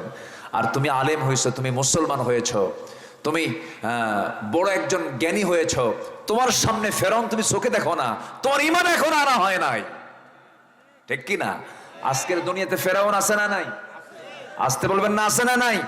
তারাই ফেরাউন যারা আল্লাহর আইনকে বাদ দিয়ে যারা দুনিয়ার আইন প্রতিষ্ঠা করতে চায়, তারাই ফেরাউনের এজেন্ডা বাস্তবায়ন করতে চায়। আমাদের এক কথা এক দাবি, জমিন কার, আকাশ কার, সূর্য কার, চন্দ্র কার, আমার প্রাণ কার হাতে, আমার রক্ত চালান কে, আমার অক্সিজেন দেন কে, আমার বাতাস দেন কে, সূর্যের তাপ দেন কে? অতএব কিছুই বুঝি না, এত রাজনীতি বুঝি না, জমিন যার, আইন চলতে হবে তার। বাস এক কথা, সবাই ঠিক থাকবো তো আমরা? এই কথায় যদি ঠিক থাকি, আমাদের ঈমানও ঠিক আছে। বলি আলহামদুলিল্লাহ, জোরে বলি আলহামদুলিল্লাহ। মাঝে মাঝে একটু বাতাস দিয়ে বুঝাই দিচ্ছে আল্লাহ, তুই বাতাস খা, একটু ওয়াজ শোন। বলি আলহামদুলিল্লাহ। গত 3 দিন আপনারা, হ্যাঁ 3 দিন, গত 3 দিন আমার 3 জায়গায় মাহফিল শুরু করছি, আধা ঘন্টা যেতে না যেতে বৃষ্টি শুরু হয়ে গেছে। এই গত রাত্রেও, তার আগের রাত্রেও, তার আগের রাত্রেও সারাদিন ভালো ছিল, ধরেন আধা ঘন্টা 1 ঘন্টা কথা বলেছি, বৃষ্টি শুরু হয়ে গেছে। তো আমি তখন মাহফিলে বললাম, ভাই ওয়াজও রহমত, বৃষ্টিও রহমত, ঠিক আছে? কিন্তু এটা রহমত না, এখন তো বৃষ্টিরও দরকার, তো জমিন তো শুকনা হয়ে আছে, বৃষ্টিরও দরকার। আমরা বৃষ্টিও চাবো, বৃষ্টি চাবো না আল্লাহর কাছে? বৃষ্টি চাবো না? বৃষ্টি কি গজব না রহমত? রহমত। এখন কি বৃষ্টির দরকার আছে না? গরমে মানুষ মরতেছে, হিট স্ট্রোকে মানুষ মারা যাচ্ছে, প্রচন্ড গরম, তো আল্লাহ বাতাস দিচ্ছেন। আমরা তো অখুশি না, আমরা খুশি, বলি আলহামদুলিল্লাহ। তানোরের দৃশ্য, আমি কমিটি আমাকে বারবার ফোন দেয়, হুজুর আপনি কই? তো ভাই আমি তো বৃষ্টি, চরম বৃষ্টি হচ্ছে, হুজুর আপনি একটু আসেন। আমি কই বৃষ্টির মধ্যে আমি কি করব? কষ্ট করে আসলাম, এত দূর জার্নি করে এসে দেখি না এখানে বৃষ্টির ফোঁটাই পড়ে নাই। কই ফোঁটা টোটা নাই তো? বলি আলহামদুলিল্লাহ, জোরে বলি আলহামদুলিল্লাহ। আল্লাহ কবুল করেছেন, আমাদেরকে শোনার পরিবেশ তৈরি করে দিয়েছেন, বলি আলহামদুলিল্লাহ। হয়তো লোকজন একটু কম হয়েছে, আগামীতে আল্লাহ তাআলা এটা যেন আরো বরকতময় করে দেন, আল্লাহ কবুল করুন, জোরে বলি আমিন। নামাজ কি সবাই ফজর পড়বো? সবাই কি ফজর পড়বেন? কারো কোনো আপত্তি নেই তো? শুধু আজকের ফজর না প্রতিদিনের ফজর? নামাজ হবে বাৎসরিক না দৈনন্দিন? নামাজ হবে মাসিক না প্রতিদিন? কয়বার? আসতে বলবেন না, কয়বার? এই দেশে কি বারে মুসল্লি বেশি হয় বলেন তো? শুক্র বলবো না, জুমাবারে। বলেন কি বারে? জুমাবারে। শুক্র 1000 বার বললে যে সওয়াব, একবার জুমা বললে তার চেয়ে বেশি সওয়াব। কি বার বলেন তো? জুমা বললে একটা সূরার নামও বলা হয়ে গেল, সূরার একটা নামও আছে, সূরাতুল কি? জুমা। জুমাবারে আমরা মুসল্লি বেশি পাই। কিন্তু জুমার গুরুত্ব বেশি না ফজরের গুরুত্ব বেশি? বলেন, জোরে বলেন, জোরে বলেন। জুমার গুরুত্ব বেশি না ফজরের গুরুত্ব বেশি? কারণ মুসাফির জুমা নামাজ না পড়লেও চলে, কিন্তু মুসাফির আর মুকিম হোক, কি ফজরের দরকার আছে না নাই? বলেন, ফজর পড়তে হবে, ফজর কোনো মাফ নাই। আমার বন্ধুগণ, সবার কাছে আমি, এখানে যারা বসে আছেন এক একজন দায়িত্বশীল মনে করবেন, নিজেকে দায়িত্বপূর্ণ মনে করে সবার কাছে আমি একটা দায়িত্ব দিয়ে যাব। নামাজকে আমরা পিলার বানাবো, নামাজকে আমরা খুঁটি বানাবো। নামাজের মধ্যে রুকু আছে, নামাজের মধ্যে সেজদা আছে, নামাজের মধ্যে কল্যাণ আছে, নামাজের মধ্যে রহমত আছে, নামাজের মধ্যে জাহান্নাম থেকে বাঁচা আছে। নামাজটাকে খুঁটি মনে করে আসসালাতু ইমাদুদ্দিন, ফাকাদ আকামাহা ফাকাদ আকামাদ্দিন ওয়া মান তারাকাহা ফাকাদ হাদামাদ্দিন। নামাজটাকে ভিত মনে করে, স্তম্ভ মনে করে ব্যক্তি জীবনে, পরিবার জীবনে নামাজ কেন্দ্রিক জীবন আমরা গড়ার চেষ্টা করি। নামাজ যারা জমিনে কায়েম করতে চায় সেই দলে আমরা অংশগ্রহণ করি। যে দলে নামাজ নাই, যে দলে নামাজের কথা নাই, যে দলে নামাজের কর্মসূচি নাই, যে দলে নামাজ কায়েমের কোনো কথা নাই, সেই দলের কাছেও আমরা যাব না। রাজি আছেন সবাই? সবাই কি রাজি আছেন? নামাজের কথা বলেন এমন দল নাই দেশে, আছে কি না? মানে একটা নেতা এরকম, আপনি ইসলামী দল ছাড়া আপনি এমন কোন নেতা পাবেন কিনা জানি না, যে নেতা তার কর্মীদেরকে বলে তোমরা নামাজ পড়ো। এরকম কোন বিবৃতি আমি পাই নাই পর্যন্ত, আমি পাই নাই। নামাজ পড়ো, 5 ওয়াক্ত তোমরা নামাজ পড়ো এই জাতির লোকেরা, আমি তোমার দেশের অমক মন্ত্রী বলছি, আমি অমক বলছি, আমি রাষ্ট্রের পক্ষ থেকে বলে দিচ্ছি তোমরা 5 ওয়াক্ত নামাজ পড়ো। এমন জাতীয় কোনো বক্তব্য শুনছেন? কোনো কানে আসছে? অথচ জাহান্নাম থেকে বাঁচার জন্য 1 নাম্বার উপদেশ কি, 1 নাম্বার অর্ডার কি? নামাজ। তাহলে যেই নেতারা পদে বসে আমার নেতার পরিচয় দিয়ে বসে আছে, আমাকে জাহান্নাম থেকে বাঁচানোর জন্য অন্তত নামাজের একটা কথা বলো না, সে কি আমার বন্ধু না দুশমন? দুশমন। সম্মানিত ভাইয়েরা, কি ঠিক আছে না? হ্যাঁ, সম্মানিত ভাইয়েরা, সন্তানকে আদর করে অনেক বাপ মা, না বাবা ঘুম আসছে ফজরের সময়, এটা ডাক দেওয়া যায় বলে, কিন্তু না থাক এরকম বলে না, ঘুমাক। কিন্তু না না, ওই সময় ভাবতে হবে এই যে সন্তানটা আরামে ঘুমাচ্ছে, জাহান্নামের আগুন যে ভয়ঙ্কর, জাহান্নামের আগুনে পড়লে যে ক্ষতি হবে, এই ঘুমের মধ্যে যে সে আপনি বরকত মনে করছেন, ওই বরকতের চাইতে জাহান্নামের আযাবটা বলেন ভয়ঙ্কর কম না ভয়ঙ্কর বেশি? ভয়ঙ্কর বেশি।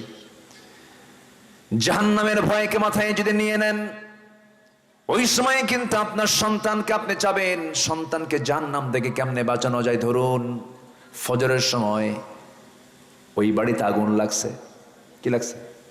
আগুন লাগছে। এখন আপনি বলবেন না বাজান ভালো করে ঘুমাক, আগুন লাগছে তো কি হয়েছে, একটু ঘুম দরকার তো, কি আপনি কি ওই সময় রাখবেন ওরে?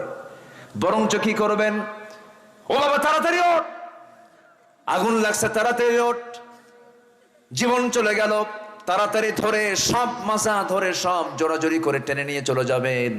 তাহলে এখন ফজরের সময় যদি বাড়িতে আগুন লাগে, আপনি যেমন সন্তানকে তাড়াহুড়ো করে টান দিয়ে সেখান থেকে নিয়ে চলে যাবেন আগুন থেকে বাঁচানোর জন্য, আর সেই ফজরের সময় আপনি যদি সন্তানকে ডাক দেবেন বাজান জাহান্নামের আগুন থেকে বাঁচার জন্য নামাজে ওঠ, ঠিক কি না? নামাজের টান দিয়ে দিবেন, দাঁড়ায়া যাবেন। নামাজ যদি না পড়ে 10 বছর পার হয়ে গেছে, পরিবার থেকে শাসনটা গোটায় নিও না, লাঠি দিয়ে পিটাও। বলেছেন মুহাম্মদ সাল্লাল্লাহু আলাইহি ওয়াসাল্লাম, ভয় দেখাও, চোখ দিয়ে শাসন করো, হাত দিয়ে শাসন করো, মৃদু প্রহার করো। ইসলামীগুলো বলে দিয়েছে 7 বছর যখন হবে সুন্দর করে বুঝাবেন, 10 বছর যখন হবে ধমক দিতে হবে, ঠিক কিনা? ধমক দিতে হবে, নামাজ পড়, শাসন করতে হবে। এমন পিতা কয়জন আছে যে সন্তানকে নামাজের জন্য শাসন করে? খুব কম। স্কুলে যায় না, খুব ধমক, কোচিং এ যায় না, খুব ধমক, পড়াশোনা করে না, খুব ধমক, নামাজের জন্য বলে না। আপনি আদর্শ পিতা হতে পারেন নাই। যে মা যে পিতা তার সন্তানকে ফজরে ডাক দিতে পারে না, এটা অযোগ্য, ব্যর্থ পিতা, ব্যর্থ মাতা। রাগ করতেছেন নাকি আপনারা? এগুলো খেয়াল করতে হবে। আমার এই কথাগুলো শুধু আপনি শুনছেন না, এই প্রযুক্তির কল্যাণে কোটি কোটি মানুষের কাছে আলোচনাগুলো চলে যাচ্ছে, কোটি কোটি মানুষের আলোচনাগুলো শুনবে। আল্লাহ তাআলা আমাদের সবাইকে এগুলো আমল করার তৌফিক দান করুন। জোরে বলি আল্লাহুম্মা আমিন, জোরে বলি আল্লাহুম্মা আমিন। তাহলে আমাদের জাতির পিতাকে, জোরে জাতির পিতাকে তার সন্তানকে কি সুন্দর করে নাসিহা করেছেন। এমনি পিতা হননি, আবার সন্তানও কম না। এই যে কোরবানি আসতেছে, সব কোন নবী দুজনের স্মৃতি বলেন তো? বলেন। বাপ আর বেটা, বাবার নাম কি, ছেলের নাম কি? ইসমাইল। এই দুজনের স্মৃতি সব জায়গায়, সব জায়গায়। আল্লাহু আকবার বলেন। আল্লাহর ঘর কাবা, হজে গেছেন তো? ওই কাবাটা কনস্ট্রাকশনের মূল রাজমিস্ত্রি হচ্ছেন ইব্রাহিম আলাইহিস সালাতু ওয়াস সালাম। আল্লাহু আকবার। ওখানে মাকাম ইব্রাহিম আছে, ওই পাথরের উপরে পা রেখে তিনি কাজ করেছেন। আর পাথরটা লিফটের মতো কাজ করতো, সুবহানাল্লাহ। তিনি এই সুন্দর, এটা হবে মেবি 40 ফিট উঁচা হবে, 40 ফিট উঁচা হবে, 38 থেকে 40 ফিট উঁচা হবে। চতুর্দিক 100 মানে 4 কোণা বিশিষ্ট একটা ঘর। কিন্তু ঘরটার কালার কিন্তু কালো না, ঘরটার কালার কিন্তু কালো না, কিন্তু এটাকে কালো কাপড় দিয়ে মুড়ানো হয়, বছরে একবার চেঞ্জ করা হয়। সেটা হলো আরাফাতের দিন। কিসের দিন বলেন? আল্লাহ তাআলা আমাকে নিজের চোখে এগুলো দেখিয়েছেন। এবং আল্লাহর মেহেরবানি, ওই কাবা শরীফের যে কাপড়টা, সেই কাপড়ের একটা অংশ কিসওয়া আমাকে উপহার স্বরূপ দেওয়া হয়েছে। আমার বাসায় আমি এটাকে সংরক্ষণ করেছি, আমাকে সেখান থেকে বিশেষভাবে আমাকে দেওয়া হয়েছে। তো যাই হোক, নিজের আমিত্ব প্রকাশ আমি করব না, এটা কথায় বলে ফেললাম, এটা বেশি বলে ফেললাম, এটা দরকার ছিল না। তো সম্মানিত ভাইয়েরা, তো এই কাবা নির্মাণ করেছেন, এই কনস্ট্রাকশন করেছেন হলো ইব্রাহিম আলাইহিস সালাতু ওয়াস সালাম এবং তার ছেলে ইসমাইল। ইসমাইল হচ্ছেন লেবার, আর মূল মিস্ত্রিকে জোগাড় টোগাড় দিতেন, আগায় দিতেন। সেই ইসমাইল আলাইহিস সালাতু ওয়াস সালামের কত স্মৃতি আছে, সেখানে যাবেন। আল্লাহ তাআলা তুমি সবাইকে যাওয়ার তৌফিক দিয়ে দাও। হজের সময় তো, এই জন্য সূরা হজের হালকা হালকা কিছু কথা আমার আলোচনার মধ্যে একটু একটু করে ঢুকায় দিলাম। আল্লাহ তাআলা সবাইকে যাওয়ার তৌফিক দিয়ে দাও, জোরে বলি আমিন। একজন মহিলা দৌড় মেরেছিলেন পানির জন্য। কে বলেন তো? বলেন কে কে? স্বামীকে কি সম্মান কম করেছেন না বেশি করেছেন? স্বামী ধরে নিয়ে একটা মরু এলাকায়, জনমানবহীন এলাকা, কিচ্ছু নাই, কেউ নাই, ওই জায়গায় রেখে যাচ্ছেন। একটা বারের জন্য তিনি ধমক দিলেন না, রাগ করলেন না, কিচ্ছু বললেন না। যখন রেখে চলে যাচ্ছেন, পিছন থেকে বলছেন, আমার স্বামী, আপনি যে আমাকে এখানে রেখে গেলেন, এখানে কি আল্লাহর কোনো নির্দেশনা আছে? কি? হ্যাঁ, আমি তোমাকে আল্লাহর নির্দেশে রেখে যাচ্ছি। উনি বললেন, আলহামদুলিল্লাহ, আমার কোনো আপত্তি নেই, আপনি যান, আমার আল্লাহ আমাকে বাঁচাবেন। জোরে করেন সুবহানাল্লাহ। সন্তান ডেলিভারি হয়ে গেছে, যাবেন না? আপনারা যাবেন না ওই জায়গায়? আসতে কয়, আপনারা ওই সমস্ত জায়গায় যাবেন না আপনারা ইনশাআল্লাহ? আল্লাহ তুমি সবাইকে, প্রত্যেককে, সবাইকে যাওয়ার তৌফিক দিয়ে দাও, জোরে বলি আমিন। এক রিক্সাওয়ালা, 2015 সালে আমি সেকেন্ড টাইম যখন হজে যাই, 2015 সাল, এক বেচারি আমার খুব ভক্ত, বাড়ি মেবি খুলনা অঞ্চলে হতে পারে, আমার খেয়াল নেই, দৌড় মেরে এসে আমাকে জড়ায় ধরলো। জড়ায় ধরে বলে, হুজুর আমি আপনার ওয়াজ শুনি, আপনার আলোচনাগুলো শুনি, আমি হজে আসছি হুজুর, আমি রিক্সা চালাই। কি চালায়? রিক্সা চালায়। কি রিক্সা চালান আপনি? কেমনে আসেন হজে? হুজুর 20টা বছর ধরে আমি রিক্সার যে জমানো টাকা, প্রত্যেক দিন যেটা পাই, সেখান থেকে 20 টাকা করে প্রত্যেক দিন আমি সরায় রাখতাম। আমি খাইতাম কম একটু, কিন্তু টাকাটা আমি গোছায় গোছায় রেখে, হুজুর এতগুলো টাকা হয়ে গেছে, আমি আল্লাহর ঘরে চলে আসছি। আলহামদুলিল্লাহ বলবেন না? ইচ্ছা থাকলে কি হয়? উপায় হয়, বের হয়ে যায়। ওয়াল্লাযীনা জাহাদু ফীনা লানাহদিয়ান্নাহুম সুবুলানা, যে আমার পথে আসতে চায়, আমি তার জন্য একটা রাস্তা না, অসংখ্য রাস্তা খুলে দেই। চেষ্টা করব আমরা, সাহায্য করবেন কে? আল্লাহ তাআলা। হজে গেলে অনেক কিছু শেখা যায়, দিলটা চলে যায়, এবং ওই সময়টাই স্বপ্নে রাসূলকে দেখার চান্স সবচেয়ে বেশি থাকে। বলি আলহামদুলিল্লাহ। তার সে একটা চক্রের মধ্যে থাকে, সেটা চক্রের মধ্যে থাকে, মহাব্বতটা সে সময় বেড়ে যায়, একটা পরিবেশে মহাব্বতটা বেড়ে যায়। আপনি কি মসজিদের মধ্যে কি বিড়ি খেতে পারবেন? বলেন পারবেন? পারবেন না। মসজিদে বিড়ি খাওয়ার পরিবেশ নাই। আপনি যদি অনেকগুলো বিড়িখোরের সঙ্গে ওখানে থাকেন, বিড়ি না খাইলেও আপনার বিড়ি খাওয়া হয়ে যাবে, কারণ নাকের মধ্যে কি ঢুকবে? ধোঁয়া ঢুকে যাবে। আপনি বিড়ি না খাইলেও আপনার বিড়ির জপকারিতা আপনি পেয়ে যাবেন। এটা পরিবেশগত বিষয়। আল্লাহ তাআলা এমন একটা হজের একটা লম্বা সফরে প্রত্যেককে যাওয়ার তৌফিক দান করুন, জোরে বলি আমিন। এই হজের মাসে, হজের মৌসুমে আমি এই দোয়াটা সবার জন্য করি।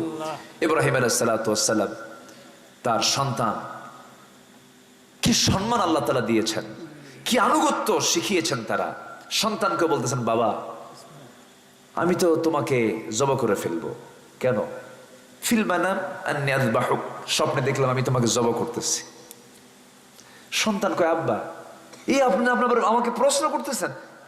ইফআল মা তু'মার সাতাজিদুনি ইনশাআল্লাহু মিনাস সাবিরিন। আপনি যা আদেশ পেয়েছেন বাস্তবায়ন করুন, আমার কোনো ক্লেম নাই। যেরকম সুবহানাল্লাহ। মিনার বাজার, হাজিরা যায় না, মিনায় যায় না? হ্যাঁ, মিনার বাজারে চলে গেলেন, জবাই করবেন। সন্তানকে পাড়িয়ে ফেলেছেন। সন্তান বলতেছে, আব্বা তুমি আমার দিকে তাকায় আসো, তুমি আমার দিকে তাকায় আসো, আমি তোমার দিকে তাকায় আসি, দয়া তো হয়, মহব্বত হচ্ছে, তোমার কষ্ট হবে, তুমি আমার চোখটা কাপড় দিয়ে বেঁধে ফেলো, যেন তোমার পিতৃ মোহাব্বত যেটা, সন্তানের প্রতি মোহাব্বত যেটা, এটা যেন বেশি না জেগে ওঠে। আল্লাহর হুকুম পালনে যেন তুমি একটু যেন কৃপণতা না করো। আল্লাহু আকবার বলেন। আল্লাহর কাছে গোশত যায় না ভাই, আল্লাহর কাছে কোনো রক্তও যায় না, আল্লাহর কাছে চলে যায় লা ইয়ানালাল্লাহু লুহুমুহা ওয়ালা দিমাউহা ওয়ালাকিন ইয়ানালুহুত তাকওয়া মিনকুম। আল্লাহর কাছে চলে যায় তোমার তাকওয়া। মাটিতে রক্ত পৌঁছার আগে কুরবানি আল্লাহর আদালতে কবুল হয়ে যায়। সম্মানিত ভাইয়েরা, এই শিক্ষাগুলো দিয়েছেন মিল্লাতা আবিকুম ইব্রাহিম। ইব্রাহিম ইসলামের এই সুন্নাহগুলো আল্লাহ তাআলা আমাদের মাঝে দিয়েছেন। আমরা এই সুন্নাহগুলো পালন করব, জোরে বলি ইনশাআল্লাহ। আল্লাহ রাব্বুল আলামিনের পরে বলছেন, অতএব তোমরা, দেখেন আয়াতের কি মিল না। এরপর আল্লাহ রাব্বুল আলামিন ফা মানে কি, অতএব, অতএব তোমরা কি করবি, ফাকিমুস সালাতা ওয়া আতুস যাকাতা ওয়া'তাসিমু বিল্লাহ হুয়া মাওলাকুম ফানি'মাল মাওলা ওয়া নি'মান নাসির। কিছু কিছু আয়াত থাকে ছোট্ট আয়াত, কিন্তু অনেক লম্বা ব্যাখ্যা লাগে, কিন্তু এই সমস্ত আয়াতের তেমন ব্যাখ্যার প্রয়োজন হয় না, আল্লাহ নিজেই ব্যাখ্যা করে দিয়েছেন। অতএব তোমরা নামাজ কায়েম করবে, যাকাত আদায় করবে, আল্লাহকে শক্ত করে ধরবে, আল্লাহর দ্বীনকে শক্ত করে ধরবে। জেনে রেখে দিও তিনি তোমাদের একমাত্র অভিভাবক। এখন মরে যাব, মরার পরে আমার কোনো বন্ধু আছে নাকি বলেন তো? কেউ কোনো বন্ধু আছে নাকি? ছেলেও নাই, মেয়েও নাই, বউ নাই, বাচ্চা নাই, ভাই নাই, বোন নাই, অতিথি নাই, আত্মীয় স্বজন নাই, প্রতিবেশী নাই। এখনই মরে যাব আমি। সব বন্ধু, সব মাওলা তো আমার, ওলি তো আমার আল্লাহ তাআলা। আল্লাহ তাআলা বলছেন, বান্দারে আমি তোর একমাত্র ওলি, আমি তোর একমাত্র বন্ধু। ফানি'মাল মাওলা ওয়া নি'মান নাসির। কতই না উত্তম মাওলা তুমি বন্ধু, কতই না বন্ধু তুমি আমার সাহায্যকারী বন্ধু। এই জন্য সাহায্য চাইবো আমরা আল্লাহর কাছে, বন্ধু বানাবো আমরা আল্লাহকে। আল্লাহর কাছে যখন আমরা চাইতে যাব, হায়া নিয়ে চাইবো না, বেহায়ার মতো চাবো, লজ্জাহীনের মতো চাবো আমরা আল্লাহর কাছে। আল্লাহর কাছে লজ্জা নিয়ে চাইলে পরে আপনি পাবেন না, বেহায়ার মতো চাইতে হবে। রাতের আধারে সেজদার মধ্যে কেঁদে কেঁদে স্যাঁচড়ার মতো বলতে হবে, আল্লাহ মাফ না করা পর্যন্ত আমি সেজদা থেকে উঠবো না।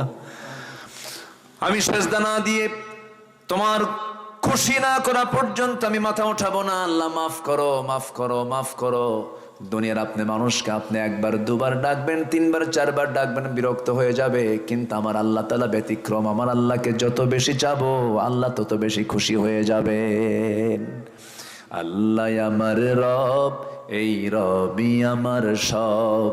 আল্লাহ আমার রব, এই রবি আমার সব। দমে দমে তনু মনে তারি অনুভব। আল্লাহ আমার রব, এই রবি আমার সব। তোমার মদদ পেলে আমি আর না কিছু চাই, তোমার প্রেমের অনল আমি কি দিয়ে নে ভাই। যার হয়েছ তুমি তার নেই যে পরাভব, নেই যে পরাভব। আল্লাহ আমার রব, এই রবি আমার সব। আল কোরআনের পথ, এই পথই আসল পথ। অন্য পথে অন্য মতে নেই যে রহমত। আল্লাহ আমার রব, এই রবি আমার সব। আল্লাহ কবুল করুন, আল্লাহ কবুল করুন, আল্লাহ কবুল করুন। সম্মানিত ভাইয়েরা, অনেক রাত হয়েছে। আমি দুটো আয়াতের উপরে যতটুকু কথা বলেছি, আল্লাহ তাআলা আমাদের সবাইকে আমল করার তৌফিক দান করুন। জোরে বলি আল্লাহুম্মা আমিন। আমরা সবাই নামাজের মতো করে বসি, তাশাহুদের সূরতে আমরা বসে যাই। আমরা চাইবো কার কাছে বলেন তো? আমরা কার কাছে চাইবো? আল্লাহর কাছে চাইবো। আল্লাহ যেন আমাদের সকলের জিন্দেগির গুনাহগুলোকে মাফ করে দেন। জোরে বলি আল্লাহুম্মা আমিন। সবাই আমরা একটু আওয়াজ দিয়ে বলি সুবহানাকাল্লাহুম্মা। জোরে বলি সুবহানাকাল্লাহুম্মা ওয়া বিহামদিকা আশহাদু আল্লা ইলাহা ইল্লা আনতা আস্তাগফিরুকা ওয়া আতুবু ইলাইকা। চিৎকার মেরে বলি, ইয়া আল্লাহ, আমার জীবনের সগীরা কবিরা, ছোট বড় সব গুনাহ তুমি আল্লাহ মাফ করে দাও, জোরে বলুন ইয়া রব্বাল আলামিন, ইয়া রব্বাল আলামিন, ইয়া রব্বাল আলামিন। এখানে অনেক বুড়ো মানুষ আছে, তাদের দোয়া আল্লাহ তাআলা কবুল করেন। অনেক শিশু আছে, আল্লাহ তাদের দোয়া কবুল করেন। আবার মুসাফির আছে, আমিও তো মুসাফির, ভাঙ্গাচোরা, আল্লাহ মুসাফিরের দোয়া কবুল করেন। মজলুম থাকতে পারেন, কোনো কারণ নাই, এমনি মামলা আছে না এরকম? নাই তো মনে হয় এলাকায়। আচ্ছা, যার মামলা সে জানেই না কিসের মামলা। 80 বছরের এক বুড়া চাচা, আজ থেকে 5 বছর আগে আমিও একটু ভিতরে গেছিলাম কয়েকদিনের জন্য। তো এক বুড়ো চাচা ভিতরে ঢুকলো, ঢুকে বলতেছে বাবা বিস্ফোরক কি? মানে ওনার মামলা দিয়েছে বিস্ফোরক মামলা। বলেছে বিস্ফোরক কি, এটাকে খায় না কি করে? মানে উনি জানেও না বিস্ফোরক শব্দটা কি। হ্যাঁ, তো উনি ভাবছে মনে হয় এটা মনে হয় বিস্ফোড়া না কি, আল্লাহ জানে। তো যাই হোক, এরকম মাজলুম লোকও থাকতে পারেন। আমরা সবার জন্য দোয়া করি। আমরা চাইবো কার কাছে? আল্লাহর কাছে আমরা চাবো আল্লাহ যেন আমাদের সকলের গুনাহগুলোকে মাফ করে দেন। জোরে বলি আল্লাহুম্মা আমিন। আপনি দোয়া করেন। রব্বি আপনি দোয়া করেন। আচ্ছা, যে আমরা আল্লাহর কাছে চাবো আল্লাহুম্মা আমিন। রব্বানা যালামনা أنفسنا وإن لم تغفر لنا وترحمنا لنكونن من الخاسرين ربنا لا تزغ قلوبنا بعد إذ هديتنا وهب لنا من لدنك رحمة إنك أنت الوهاب গভীর রাত, নিঝুম রাত, ঝিমানো রাত্রিতে চাঁদের মতো হাজারো মুসলমান নরনারী নিয়ে তোমার কালামের দুটো আয়াতকে সামনে রেখে যৎকিঞ্চিত কিছু কথা বলেছি, সে শান্তি সে তোমার শাহী দরবারে কাঙ্গাল ভিখারির মতো দুটো হাত পেতেছি। আল্লাহ গুনার দিকে নজর দিও না, বান্দা মনে করে তামাম জীবনের সমস্ত গুনাহগুলোকে মেহেরবানি করে মাফ করে দাও। জনম দুঃখিনী মা যারা বিদায় নিয়েছেন, জিন্দেগির গুনাহগুলো মাফ করে দাও। কবর গুলোকে জান্নাতের টুকরা বানায়া দাও। অনেক আলোচনা শেষ করে বাড়ি ফিরে যাব, বাড়িতে ফিরে গিয়ে সব দেখবো কিন্তু মাকে পাবো না রে। যেই মার দিকে তাকালে বরকত নাসিল হয়, যে মার দিকে তাকালে রহমত নাসিল হয়, সেই বরকতি মা, সেই বরকতি বাপ যার জান চলে গেল। জিন্দেগির গুনাহগুলো মাফ করে দাও, কবর গুলোকে জান্নাতের টুকরা বানায়া দাও। আব্বা আম্মার জন্য কি দোয়া তাও তুমি আল্লাহ শিখিয়ে দিয়েছো। সবাই হাতটা উঁচু করুন, আল্লাহ শেখানো দোয়া পড়ে দিল থেকে আওয়াজ দিয়ে দিয়ে আমার সঙ্গে আওয়াজ দিয়ে দিয়ে সবাই বলুন রব্বি রহমহুমা কামা রব্বায়ানি সগীরা, রব্বি রহমহুমা কামা রব্বায়ানি সগীরা, রব্বি রহমহুমা কামা রব্বায়ানি সগীরা। আল্লাহ তোমার দরবারে প্রার্থনা করি, সবার খবর তো জানা যায়, কিন্তু কবরে যে একবারে চলে গেল আর কোনো খবর দুনিয়াবাসীর কাছে থাকে না। ও আল্লাহ, আশেপাশে কত মাইয়াত শুয়ে আছেন, কবরবাসী হয়েছেন। অনেকের ভাই, অনেকের বোন, অনেকের বাবা, অনেকের মা, অনেকের চাচা, অনেকের চাচি, আত্মীয় স্বজন, দূরবর্তী আত্মীয় স্বজন অনেকের দুনিয়া থেকে বিদায় নিয়েছেন। কবরের সমস্ত আযাব মাফ করে দাও, কবর গুলোকে জান্নাতের টুকরা বানাইয়া দাও। দুনিয়া থেকে কোন দিন বিদায় হব জানি না, ডান হাতে আমলনামা না আসা পর্যন্ত মরণ দিও না। আয় আল্লাহ তাআলা, তোমার বান্দাগুলোকে এমন সময় হাত তুলেছি মুসলমানদের পায়ের তলায় যখন মাটি নাই, মুসলমানদের কিবলা বাইতুল আকসা অবরুদ্ধ হয়ে আছে। মেহেরবানি করে বাইতুল আকসা তুমি আল্লাহ মুসলমানদের হাতে তুলে দাও। ফিলিস্তিনকে বাঁচাও, ফিলিস্তিনকে তুমি আল্লাহ বাঁচাও। শিশুগুলো বাপ মা হারা এতিমের মতো দাঁড়ায় আছে, শিশুরা না খায়া খায়া কঙ্কালসার হয়ে গেছে, গাছের পাতাগুলো সিদ্ধ করে খায়, কোনো খাবার নাই। ও আল্লাহ ফিলিস্তিনকে বাঁচাও, ও আল্লাহ কাশ্মীরকে বাঁচাও, সিরিয়াকে বাঁচাও, ইয়েমেনকে বাঁচাও। 180 কোটি মুসলমানের জন্য তুমি আল্লাহ ওমরের মতো একজন নেতা পাঠাইয়া দাও। দুনিয়া থেকে কোন দিন বিদায় নেব জানি না রে আল্লাহ। মরতে যখন হবে তুমি আল্লাহ শহীদি মৌত কপালে জুটাইয়া দিও। আয় আল্লাহ তাআলা, আমার চোখের সামনে আমার ভাই গেল, আমাদের চোখের সামনে আমাদের বোন গেল, বাবা গেল, মা গেল, আমিও চলে যাব রে। যেদিন মরে যাব টান মেরে ঘর থেকে বের করে দেবে, জীবনের শেষ গোসলটা হয়ে যাবে, মরমক সব দেখে দেখে চলে যাবে। দামি দামি কাপড় চোপড় গুলো সব কেচে দিয়ে কেটে কেটে খুলে নেবে দেহ থেকে, সব পরে রাখবে রে।